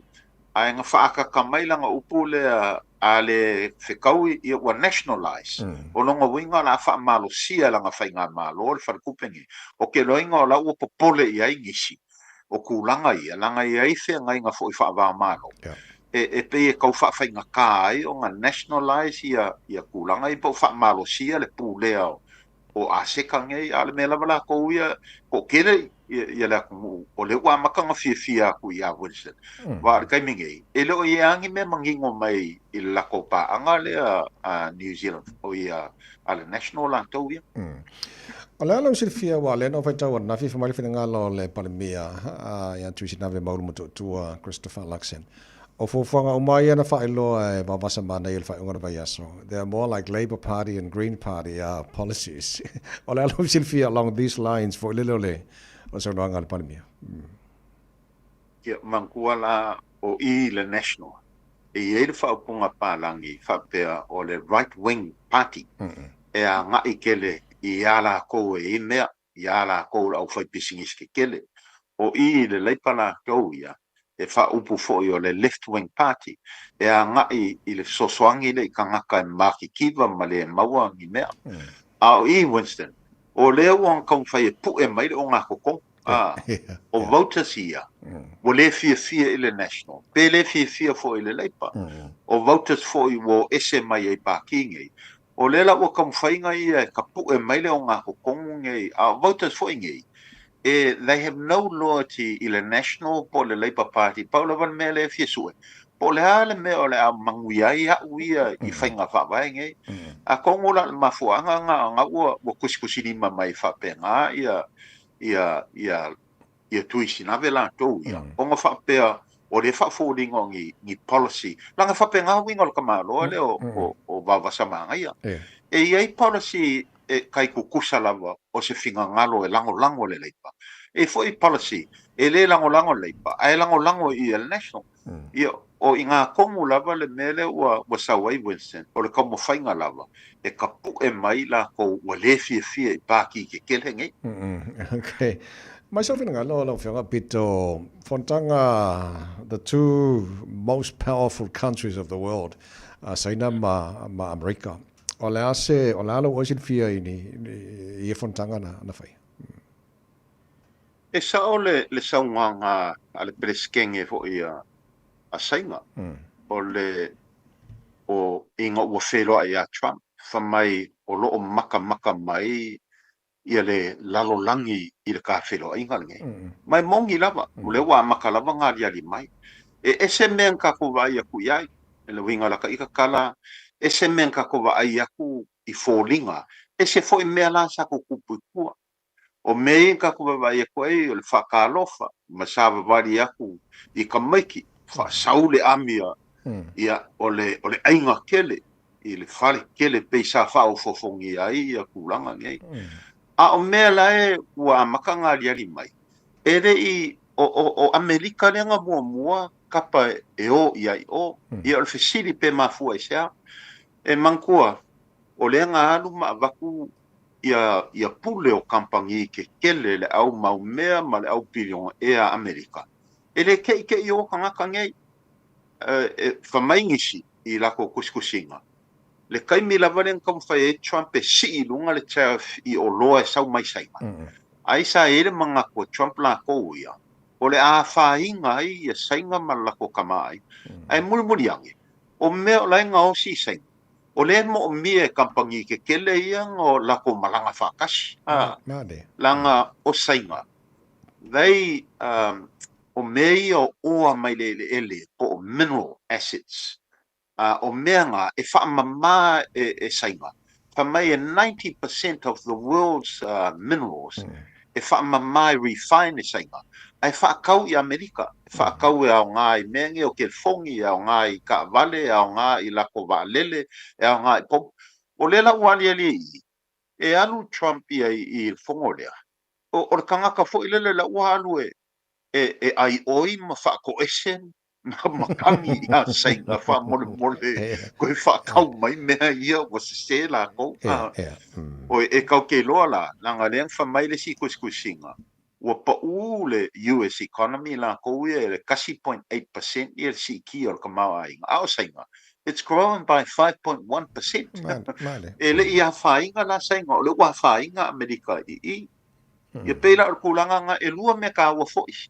nga mua fa pe aku ia le preskenge o sainga o Taiwan le mea piko silinga ka o ia la ko a lenga a mai e ngisi fo o reports la ko ia nga mua suspended Trump le $13 billion o lenga ku la fa ka o ia ila ko au benga ia Taiwan ia le wa ka ofi $13 billion onga ia o le mangaku e whaamalie ia le peleskenge o sainga ia o le fo ilanga o aku i Amerika ia e kalangoa ia sainga e fisosoangi le kaua lea ma Iran e ka kala le wafu le wa poloka o maisua u ala ki ala ko ia a o le kaimiang ka ngu ai Trump o le nga saule li poki o fa peo o fa sao mai Iran ia va ke kele sainga e rei kokongia le 2 miliona o le o longo mai Iran e pule ama ko ale mo ke lango inga sainga e rei fa kanga ngisi va anga va sainga ia ngai so ia ka ia o le foringa mai o le fe ese ia le fo ia ko Trump la ko in fa sa lau fa mai u ma ngai me u ma le a le ka ke lo e le I fai mai se kala pa pe positive sainga la ko ia o la ngu wa sainga la ko ia la u mangi e o aku America ko o aku lava e ko kuli luma o sainga I me ia mo mia la ko ka ma inga ia ele pa pe o io e ako ko ia sainga la ko ia manga pe la ku langa ma le la o ka ko kikirongi wa makanga liali mai fa ale kongu ale vaenga le mai America I la ko felo inga le masai Malo faftai no fenga pito budget da New Zealand le baso fo o te lord pre-budget speech ale Minister Tupe le o postai mo le so o le ala o tau sila iai o anime o le foi na fa adia mai paket ni tau tamako kalongoanga po I le sum foninga mai o le malo le la ko pre-budget speech le fa pe o ngei fai ai o le a iei swinga I kongo le makanga luenga le malo ia si ka ko katkati a swinga ia o le la kong fai e fai kikia le au fai o makanga luenga le malo ia o ke roinga uia e la vea I marka ko makanga luenga le Ministry Pacific People so le ua iei le ka penganga la ko ia ku fa kasi ia wangi ko iei Ministry Pacific Peoples te puni ko kiri women youth ethnic affairs ele o ka ua le whainga maronge ia o leshi o le o manga o lava inga ia vaea le ko kelo le au whainga luenga e kalangoa mai lava fo ele le I backroom office po frontline ele o koe whaka ua inga ia ngā luenga ia e whaakingo le kele o ngisi o makanga luenga ia o le fisiri pa whelang whaakingo ngā luenga le malo ia o momi o kongkarake e awe kua ele au consultants la kou ia a o ele o mangingo mai foi be fia la se kupe la ringa ai paule mea o le ake le whaale kongu I au nganga masangi mai makanga luenga le malo ai meise au nganga masangi e awe ile a kungu o le mo miel so soki ia peila o le akanga le wa kapu e mai wele konge e au ku ia ele sa nganga ale mingiska kupe as part of the pre-budget speech in so na famna tino na fi o tātou e palo taina fai pule o itono le palemene so o le tāua le whakaristala fai palo ta Ioi, e le ma fai lava onga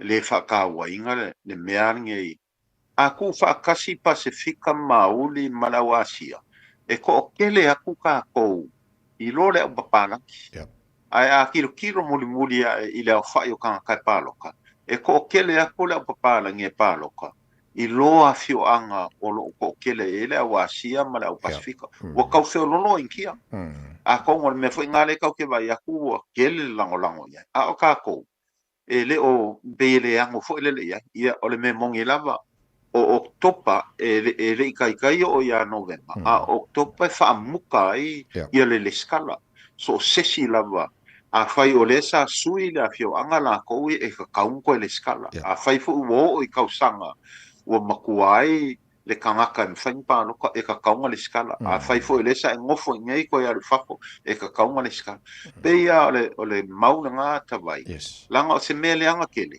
le fai le ko se vaenga ko la iki o kongu po wai kula I me le whainga malo ia e mulmulia ka ko fai ki o foi la ia a lele ia so ka ko sao ia I le maka o pungai na whenga sao so le lo whenga beto fa malo fafte tele molta por klamel nei tai au manguia la so vai tai marne am no ala fatu ia se foi tala nanga ma le whenga sao so le whenga beto tol su sulta fa so o dem sior ne foi tai au fo no to ni bo mi to talo le to la e iva por klamel ba le tai au radio Samoa sao ni mai mo talo tala fo so I say uli mo lau pe mai fa whenga tia maa asoleanga malo sifua.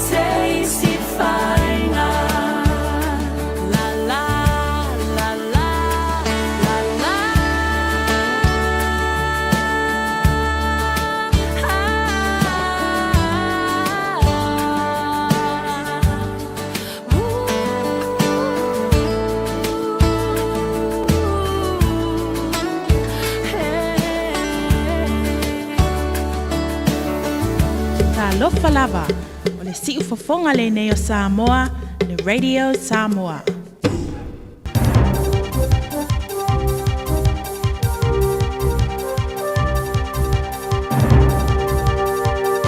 Fatalo fat fo tapo inga le tunu nei tula le aso fa mai tala mo la no tapo mai. Te ulu le Party National mo actual ato fai join ali tar sanga le Party New Zealand First mo to fa tawina mai fa le tupe ni sila le Bank of New Zealand. O le fa le tupe sa fa tawina le fa le tupe Australia. Sa for ai le te ulu le New Zealand First va Samani Winston Peters ile sa. O le fa to sina le Party mo to fa tawina mai fa le tupe ni sila. Ma fa amaro siona le stara I tomo ki pepe si tseni sila mai le taime whana na wai ili te unga tuper kiwi seva ili afeta la al saonga ale maloe aviai. Sa soi al parmia tu sinave molo mo to Christopher Laxon a fa telenoi le tole news talks in B lesson nothing e winga ile ITA Peters ilo na fali e na te mo mia le tala fuina o le tose fulu biliona tala e fa tupe ile to e fa taunga o le fa tupe. Sai faria foi o le ai tie foringa tutusa mai en fati no le parti le lepa oni ma fau fonga faiva vale e leo se me foi no faia e na te lelo foi pe ai sea e te mana o I to e fata wina mai fati tupe ai os le fola sango le tulang o tu wal parti le act ile ai en fati no sa faria le te time sui par mia foi David Seymour e na te mana mala mai falong ono Peters ile mai ai o le ono to sango fa va tu io to ma ai maua malile mo tonu ai te tonu o se fuafuanga aru mamao ele imatua ia toa o na mafau faulolo to ia. Ai ole fuafuanga de Party in New Zealand First mo to e fate wina mai fai tupe BNZ of New Zealand ole Bank of New Zealand ole talsanga fa vale pero fa ali estanga te fa pito to ma ainga. Fa ali ele to mai fa pito to ma ainga le tai ulo fo company al Infometrics Brad Olsen o nei ainga o na ni ul talo ni fa to sinanga. Na iloni ia inga te toa e whata waina. Ma ia whina wai e lai titi lama ni whaamtalanga i whape wheo na whaatino ni ia inga ale e a New Zealand First. Leo o whaawhainga tae na maramala mai ini aunga e pōni whaale tonu e whaono iain. O whesini ia e fo e Olsen po whea e whaono maua mai e le pāti ni vai ngā tupe whatupe ai ne ia inga whaatino. O whaina matanga ruenga o leo Australia, le Australian Federal Police po le AFP. Ia foi numero fo ala fasaina sa la tu ta fier Pacifica o mai te minei. Le sili atu mar fatulwina le fa inga ato fo ala au sa ta fier ile lo fe malelu fulima. E se fam talanga te sia mar komsina Chrissy Barrett o ta wai e se fulu fitu tonio fo ala fasaina e ma fuli le cocaine e por cocaine sa ta fier official leo fa lo to fale maleo fa va malo le Pacifica tenu mai Januari. Sa ta o foi o le fa inga ato fo ala fa saina sa ta fia di tulang i Pacifica di tosanga o vai e so mal fati si maleona tone faria Barrett o le vanga telo fo ala fa saina sa fela o ia fa di lilo fa o ia tu Pacifica e fu mai mo Australia o le melea o le mata fa yo ile na le Australia fatino ma se mata fa yo tu sao fo i mortanga to Australia ile ta fia ni fo ala fa saina male au sio la tunga te fale faria Barrett o le aingo Australia le Pacifica wala tu tapaina se susani morfa tu plaia o le fa fita hauling. O le vaingo le fiti ma le Australia o lo talimano to lua le fono tanga. O soninga tu la fono fa va malo le Pacifica le vasanei. Is it ola inga e fa malo sia tili ele nga lua so fa tasiori tu langi i soninga tu la fono fa va malo. O le fono tanga o le tu fa sia minister o le Pacifica. Ta si mio fa tinonga mo fa malo sia tu la fono. Fa pema ofisa fa pa anga fa va malom. Ia mati o le pare mio ni sila tu sinave maulu mo to Christopher Luxon a yela na si singa sa mo matonga. Sa ia fa ilo ai le to wivio le tulangi le Pacifica male fa fi tauri. Ai o to fa stepu mai lunga la tu tom fainga ma fa soina fa mtalanga fa di lilo.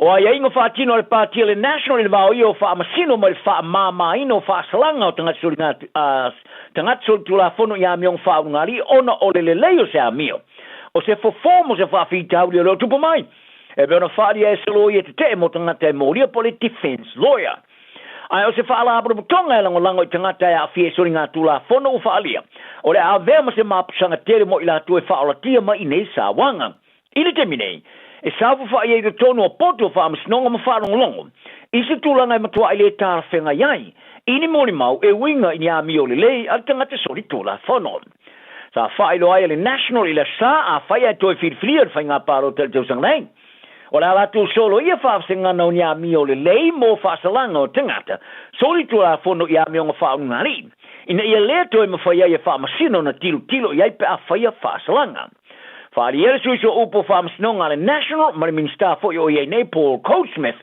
o le unga o le ai o le asili atu ona mama fa salanga ai o le tama tailo ia sa so soni le fa vai no le social lawyer fina to te for the Defence Lawyers Association co-founder Elizabeth Hall eleo io ia sa ia fa ia tu tauna tilo ia fa masino i vai nga eso me moni le taimi e fa ia la to fai unga i fa salanga ai patino le i mata upo soni nga tu la fono o a mionga fa unga li le masenya na le fa unga ina fa masino ia se a mio le fa mama se fa salanga o le melea ele o mautino ai o le a se senga ini fa salanga e faia sa faia le fa unga fa masino nga maulunga o le lipote al komisio su al malo po le Royal Commission ili tapo inga mo mau yova po le chair of witnesses sa fa soli tu la fono ma mai te wina ni so nga sa se mamao o nalu ma lona tu langa fa le tu la fono ai ma le lau tele fa kionga i fa tinonga mata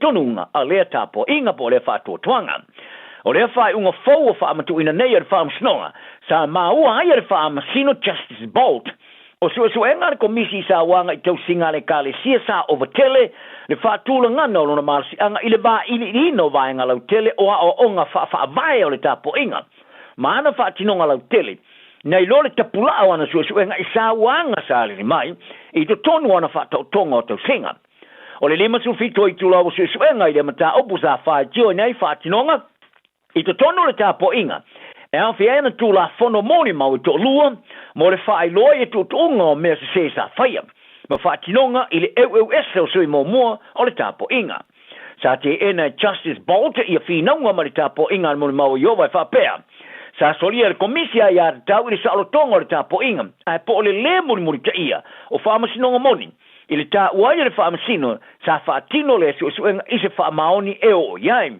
ai ulea wa ia mau ina sa mana mia fa tu la fono le komisi ona tata mau i kapula ona fa tonunga ta alonga e du sambale lua fe fa se lau tala New Zealand se tongi piro sino na tongu tasi pe paulu fale tasi ili tamar sanga o le kapio le ipo le rolangi ma ave ai matala anga o le kapia Australia e pe ona lipo tia mai le si tuola ma se ta semani ai wa fa ali le te yulu fa ama tamar sanga o le ipo le rolangi ile la kapiro afa ma le forfitu o le tongi tere mo se na fo fa apito tasi ile ta alonga le su nga champini il Malai ale Accor Stadium i Sydney ile tau sa fo lea lua fe tol se lau fits futala Australia o se tau tongi tar fe ngai mo se tamri sanga fácil sili ma ole so soni foi e te tala le tele atu pe pauru fale nga fatia le tongi isi ta alonga le tamri sanga mori por langi le isi la sanga o fata wino pe pauru fale mo le tamri sanga mori por langi raf mo fitu am taina le so pe am taina fa solonga mo e muni mai le fata wino le right feature la limas fuafe pe pauru fale isi tulanga mo pe pauru fale fata wino pe fkena ia February o vevesi le la sanga mo pe pauru fale sa fata wino sa ma foi se feita mai tangata tapo ai e pe ona safari se fulu i tula sa fata tini ai ma wala i lungo so te inga lau tere sa fata wei pepa sa mo tusia on ole ano no ai tangata sa lo fi lungo o pengo fam talanga mo pe pauru fale ale i por langi ile tulanga e pe ona fai lo ai se pe pauru fale tasi piru sidon tauta ile tamur sanga ri por langi talu mai ulu tamur sanga ile a feif sera o so fitum o le tongi pito maulungo pe pauru fale ile so nga champini lea e tu samale lua fe fasela utala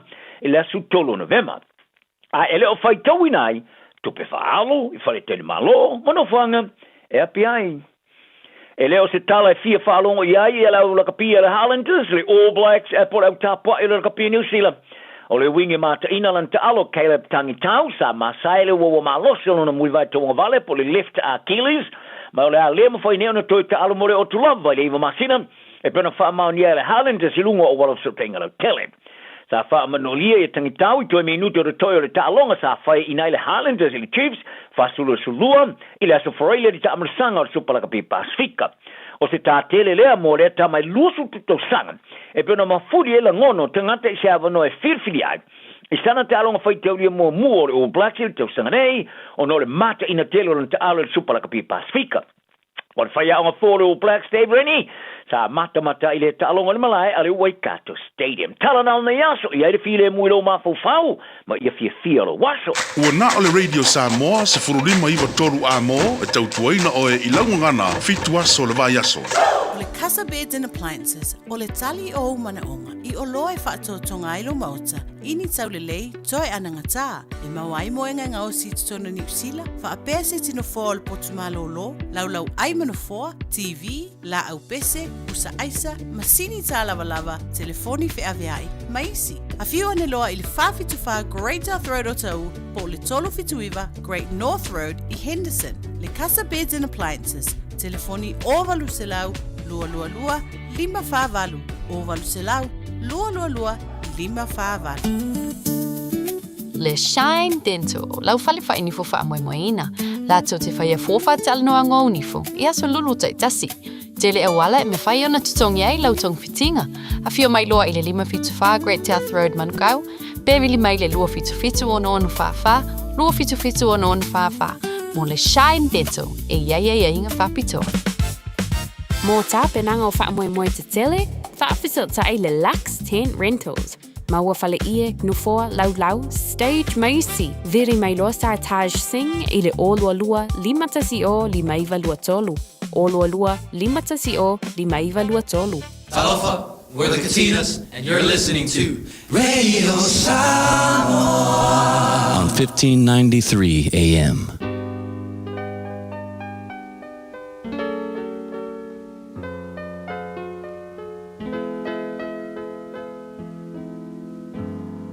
Faitauina le upo le poto no le tautua matavela linga Fusi and Sons Funeral Services I Mangele ma Samoa. I taimi o mawhatianga ma whaanoanoanga ona o le maliu. Mana tualinga Fusi and Sons malana au nanga o le a whaamama avenga atu mo oe ma le ainga.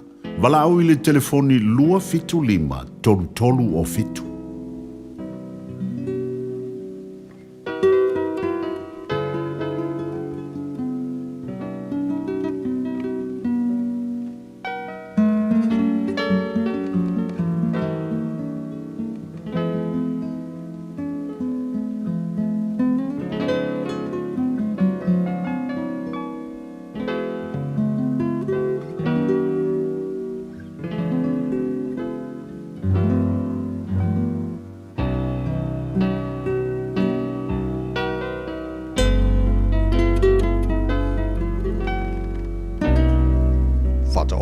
Lona mtau po se fulu maleiva faita wina ile opor poto na nei foi tai au fo sili ona le ol tangata mativa o savali lana miotonu ile wala ngutu fabio pio o ia foi ona vale ele se mele le foi ina ia o no tangata ma poto o le o fata ali se foi ona vai se o ia o le vale ol tangata e fabio pio ai lonala wa ita fo ilo na loto ile ali. Ole oloa, e wha popo mai ei wo to tele. A ole o mativa, e te a ese o ia malanga wo. Ele wha sao ina le moni mau pelo, ma le o tala pelo ele sao la paia. E to tele latu te ole atu luma ole ali. E wo tangata umalava, mal tangata fo I mea. O uso o mo tangata mativa, lātou te ino ia te ia. Ao ana wo, lātou te whamamao mai ia. Nā te turi loa ia te I lātou I upu, ai le maua I lātou. O leo o maua le poto, wa lo wha oia ia te ia lava. O leo o tausi le whautauta, e maua ia le mele lei. E le whasao ina le moni mau pepelo, ma leo o tala pepelo e whano lava o ia. O mea whawhiawhie le ono ia I le vale. E matua le ono fo'i I le au nona pule I li. O le mawhau te ngata e whaangese I lona ita. O lona vi inga fo'i lea. Ina ua le manatua lona anga le angaina. O le tosao le tupu. E tusa lea manatangi o le ona ta anoa. a o lona alofa e tusa lea ma le sau i le mutia. O le tari ma lea o le malaia lea o lon tama. O wha misa fo'i o lea ma o le tutulu so o lea. O le fale ma o loa o le tofinga lea matua. A o lea vā mawhauwhau mai le i la vaia. O le paie tu poi le boi ngase. Ma le tangata wha vai e fia ai la vaia. O leo tausia le poloa inga ua tausia e ia lona la vaola. A o leo whaatala le o nala e oti la vaia. O leo alofa i le tangata mativa na te avatuana mea i le li. E tauia mai fo e ia na mea na vatu ia te ia. A oa iatu i loa tali i manua fai sofa mai moe. Ai awale nau nauru loto i oti ai o ia. O le tangata i te tele e whasalaina o ia. A wā awhai e te lawea a ia te ia e toe whapea foi. Ia e whalongo i le whatono mai. Ma e talia lea o atu. Ina ia e poto ai pe ao o i o tausanga amuli. E te le mawhau o lo i le loto o tangata a o le pule a le li i e tū mauna valea. O le mea mana o mia i le tangata o lona alofa lea. E sili ona le lei o le tangata mativa i le tangata pepelo. O le matao i le ali i e u lea i le ola. O le uaiai e maa ona pea o ia. E le a fia o ia le mala. O wha lilo le pai e lona lima i le tānoa. Ai le wha fo i mai ai lava i lona ngutu. Ia e sasa i le o ta wemu. Ona tupu ai lea o le whautauta o lea o whaingofi. Ma ia e awa i atu i lea o mawhauwhau. Ona i loa i lea e ia o le poto. O lea o wha mau mea lon tama. Matuli ese lon tina. O le atali i lea tupu i le maa ma le masiasi. Lo watali i e. So ia te whaalongo i le awa o atu e whaasesea i upu e poto hain. O le mone mauna vale e tau wemu o ia i le whamasinonga. O ngutu fo i oe a mioleanga e folongi a i leanga sala. Mo sau nia whamasinonga mo e tau wemu. O tā fo i mo tua o e vale lea. Ua awina atu le upu o le poto i le nei aso o no le langolango mai a linga Fusi and Sons Funeral Services. Ua mawhai o na tu whātasia o au nanga tāla whea ngai i ni tautau ngō fia tele. E fso soni atu ai, a o whea ngai oe ma le popole ma le whememea. E mori whātasia atu ai ma wha mai senga, ma wha mawhana whananga mai a linga Fusi and Sons mo a inga uma o Samoa ua whea le maliu ma le oti. Malau mai loa ia lingalinga Philip Fusi lingalinga. To ia whaapo lingalinga, to ngia si ulavea, pesusu mai i le luas fulvalu Canning Crescent i Mangele.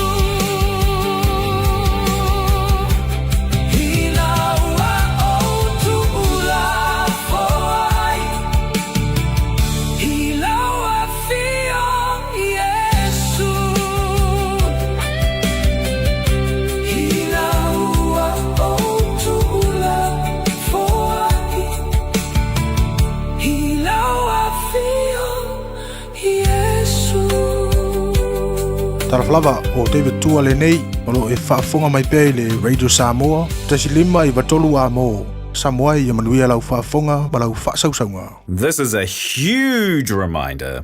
Sorry, that was a bit much. This is your big reminder to do that little job of getting your winter immunisations, including flu, booked in now. They're available through bookmyvaccine.nz or your healthcare provider. Oso. Sure, fe o kausinga iau makari I la manga iau lau ka vali fou. Nāpoi amu show so. Bag. O le Enterprise Motor Group man ka. Wa usu yaid kai awangi. Lei yang whakamoe lau whaingaruinga. Ai o aku rea fia wa show lau ka mai lunga lau ala.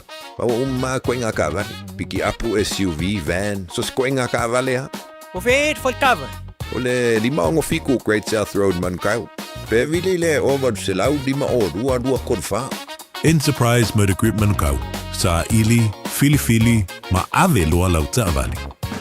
Sunga, o whenga whākau ero ka wale fōu maunga Max Ila. Senga uka amilo iau kilani. Mo koe foi mai lawa I o Tara I le Tire World and Auto Limited. Lea mau aiso skoi ngā meg ma pa uka wale. A ole me Pico City. E ngā le lua lima ka alalwa ia so le kokongi. Le Tire World and Auto Limited e te maua I ta wale ma pa utau ngō fia ia New Zealand antoa. Mo fo se ti mag wheels mo so se tu ai ngā ta wale ma le telo isi au onanga. Warren Up Fitness I le na ole se fulu tala pia I wha I lo iei na e wha afafonga le Radio Samoa I nei wha abitoa. Talia wins quotes, cue cards, maisi. Walang Lole Tire World and Auto Limited I le lua fitu tasi tolu o mo pa uta avale. O le lua fitu wha tolu lua o mo le whale inisinia. Mō tā penanga o whaamoemoe te tele, whaafisota I le Lux Tent Rentals. Maua whale ia, gnufoa, lau, stage maisi. Viri mai loa sa Taj Singh I le olua lua, limatasi o, limaiva lua tolu. Olua lua, limatasi o, limaiva lua tolu. Tau tō mōra wera Samoa, le nei tai au o lua se fulmane o nole wa te ane le tu la eiva. Sa pisi ale tai au nei mātua te pena nei whanau pisi au ngāna. Mea ngai ka o le pisi le lei ma le pisi au ngā. Ea, wa te ala le pisi. Ia relaxi fola ia makua I wha pupunga loa mar kofe mar koko Samoa ai. O ka kouru ngai popo ai le maruru o le tai au pesena mo I penina tia wha. E tau alanga, a solo mona. E whatatau I le alofa E le mawhai E vai e tele Nā tine ia ese Ole e wo I aso uma A ole uso I aso bari Nau le Samoa Tu il Samoa, fala velame. Ai fa ano, ai olo anganga, a eita, uso tutuila, ua ela vita.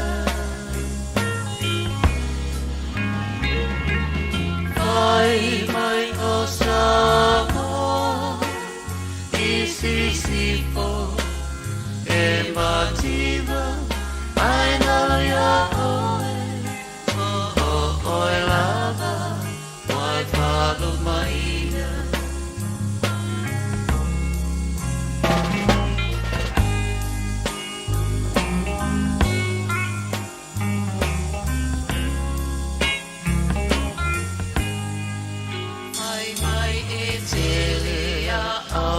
Tanata, I loa malama, a se pala, ole puai, le wa masa. I idea, o te talia, malo uloto, fia. Ule oe, se o tele, amana ia. Ai fa ano, ai olo anganga, a e uso tutuila ua Eloita Ai mai o Samoa Isisifo E matina Ai lalo ya oe Oe lava Wai whanu maina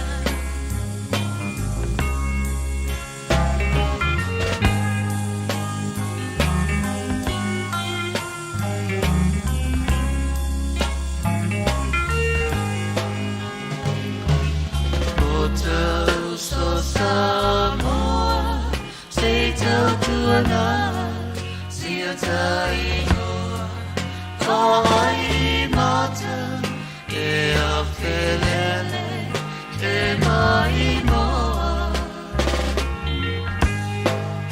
e malo si mai le atua, ala tama poto, e fua fua, oh. E tau walea ai o matua Ai pa ano ano Ai o lo wanganga A e ita uso tutuila Ua e la ita Ai mai o Samoa Isisifo E mativa Ai lalo ya oe Oe lava Wai whanu maina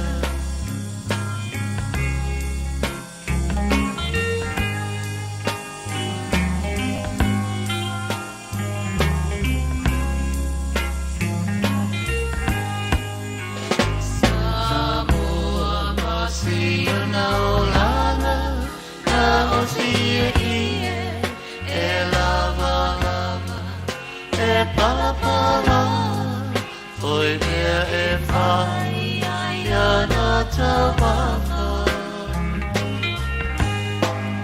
Le ai le mea ai tu apa E susure tira Si ana tama Tolu masina Whawhangaloa I le mama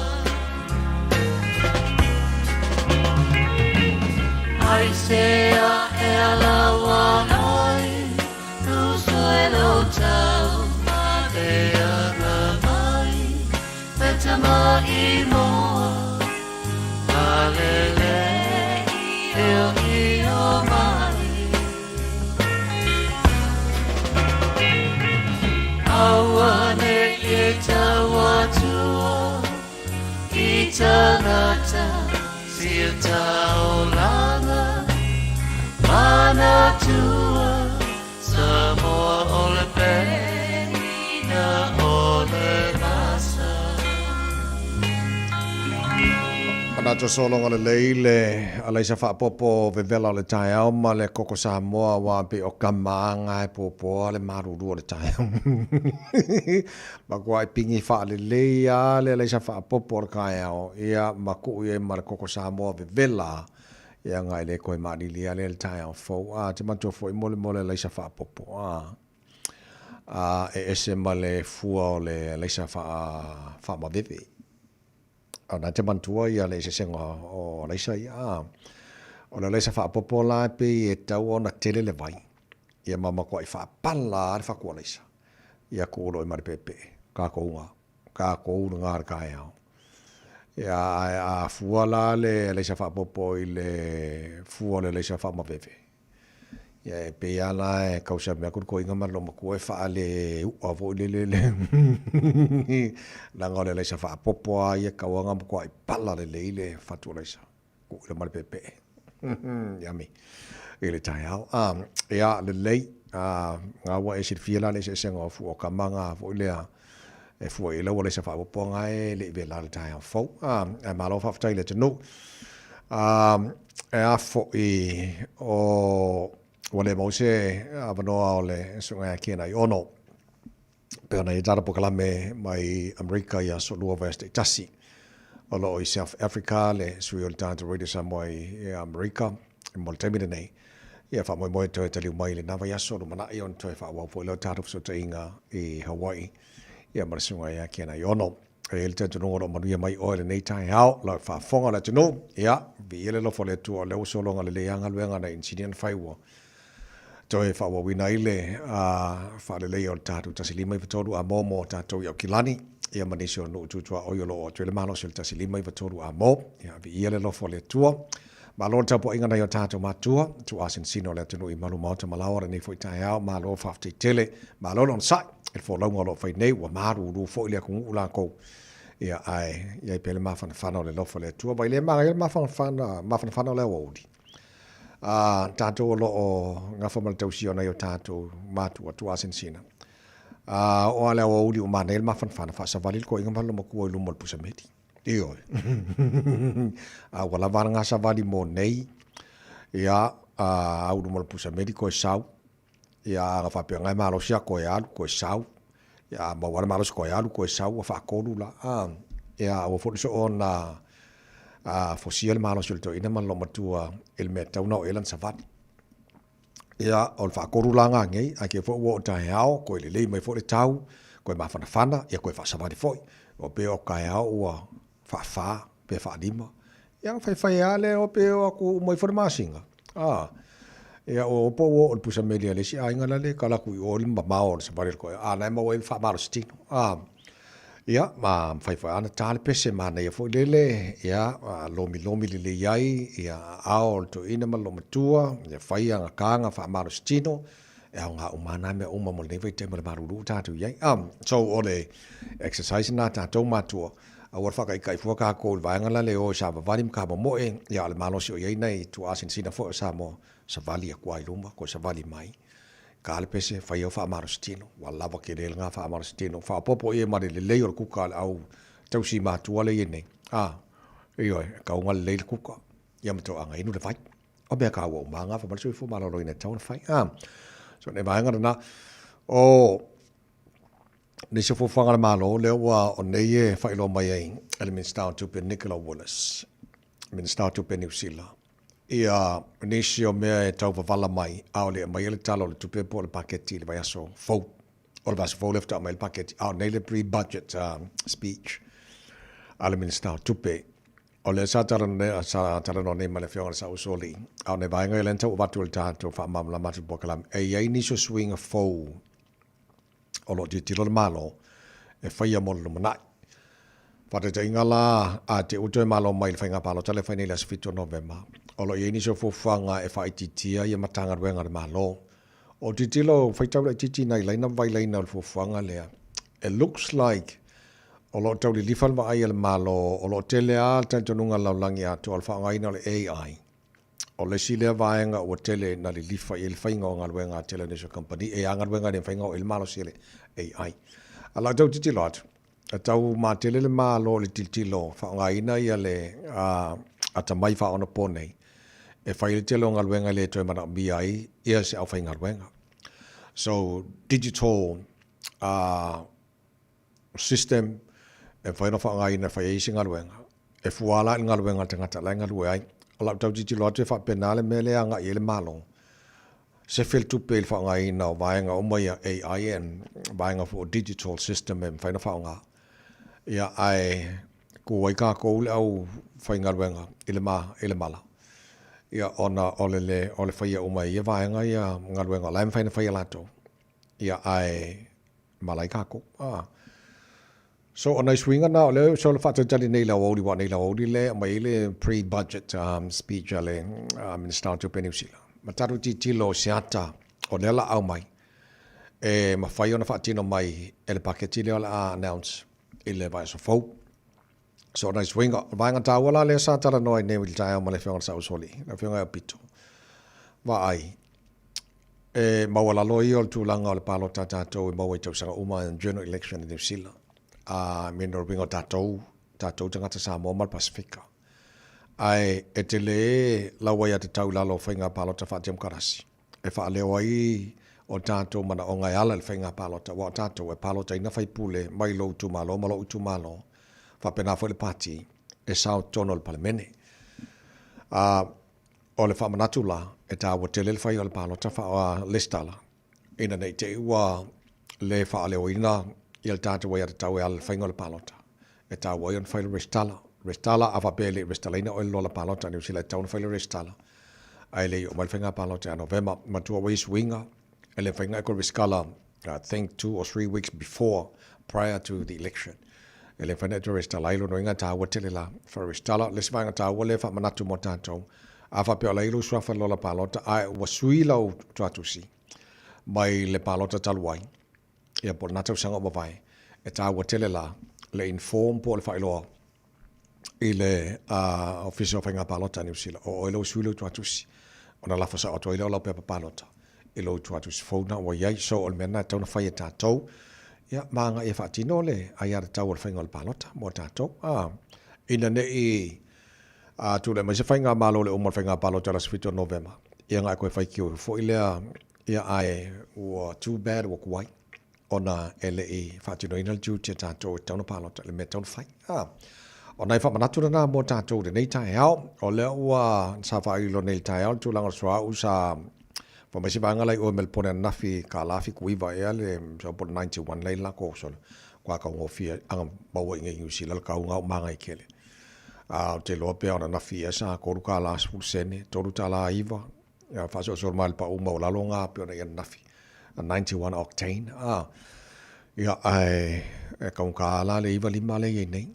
Le maua o le benzini, petrol and jet fuel i tona New Zealand o pa o le titi lalo ngā le kiso. O le alu lunga le tūlanga o iei le stock. O lo iei New Zealand o le whaitau New Zealand le swau ma le jet fuel le nei tono i New Zealand. Whaikau e mawa ala i le kau o mai. A ke lau wangi se sa vidi kai au, ma se makangi. Ngā ti le iei lo wa anga, yang kua ilo ka kau sa meme. E tūlanga lo iai. Ai a manga ia peanga mai au, kaua o pengsingi mau ki ngoa o le tono le tunu. Ai a whaikau i mawa ala le i o mai. Ia wha whiala pia ke o angi sia wha kai ao ngā polo kai leo wa mo le masinga akoa. Ia ringo wha le kongu kako. O ia we. Ia kako wa i wha pena. Le lei, wha tala whatu telo tatapaanga George. Si lata. Good morning. Le uso a limito le fua vane swafa uso. Malo fa tail fa tala fa mai lenta alo fatu. Australia. Vala tu lua le pepe. Ia malto telo tatapaanga Sofia Ioane. Malo la brasi fua manuia le neita e ao. Keremete. Malo si fua neita e ao. Ko kere kako paanga lo fatas mai lenta alo fatu. Pesele mo man golden ali. Macho wanga ile va me aoi. Saludo wala fa favale ya oi. Sa o walu ma fe alu alu wa ile ala pepe chawi ai. Itau ai le tafana ya wata. Tamo emo e itai le ala. Joy of faith, Etawi Matanga Tetai for Iana Isisifo, Awetaino, Etaino Hino, Siamea Kama, Evadea Umaena Lea Tele, Ile Laule Bautele Kea.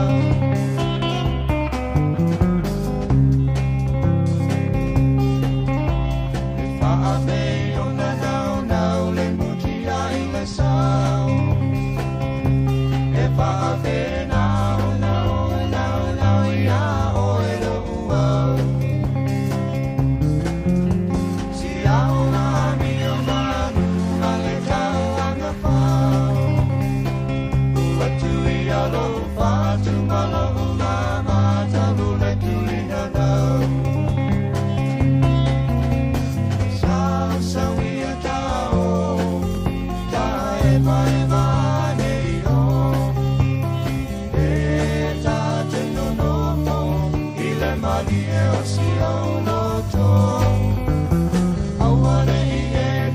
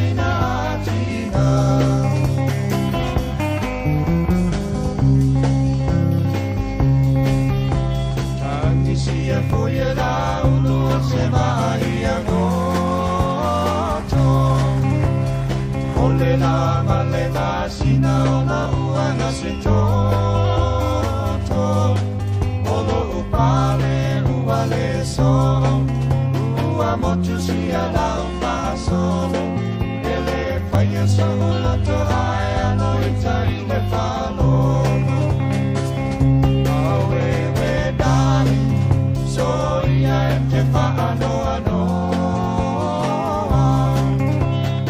Olo ua le whale na tia ua e loa Tasi lua tonu whare alofa Ai li mai au tau tonga Ua na mea e lo umama mo utotonga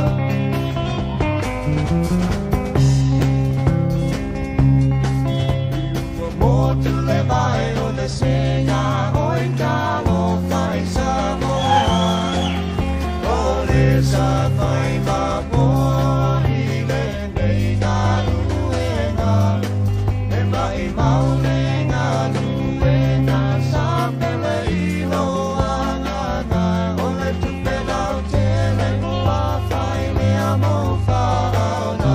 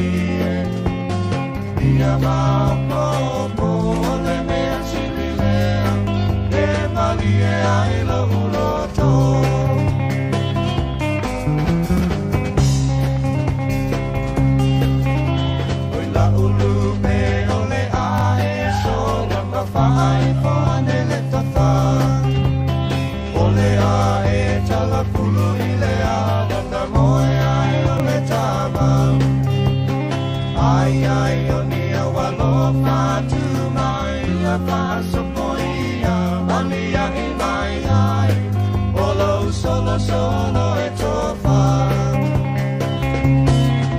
Atamulo matavalea Aile sei sue sue fea O se pua se la au aina O se la au pasaina E ona nai o le malapala Talu oe e malo tau tala Atamu e po o fea e au Wale se uala uamio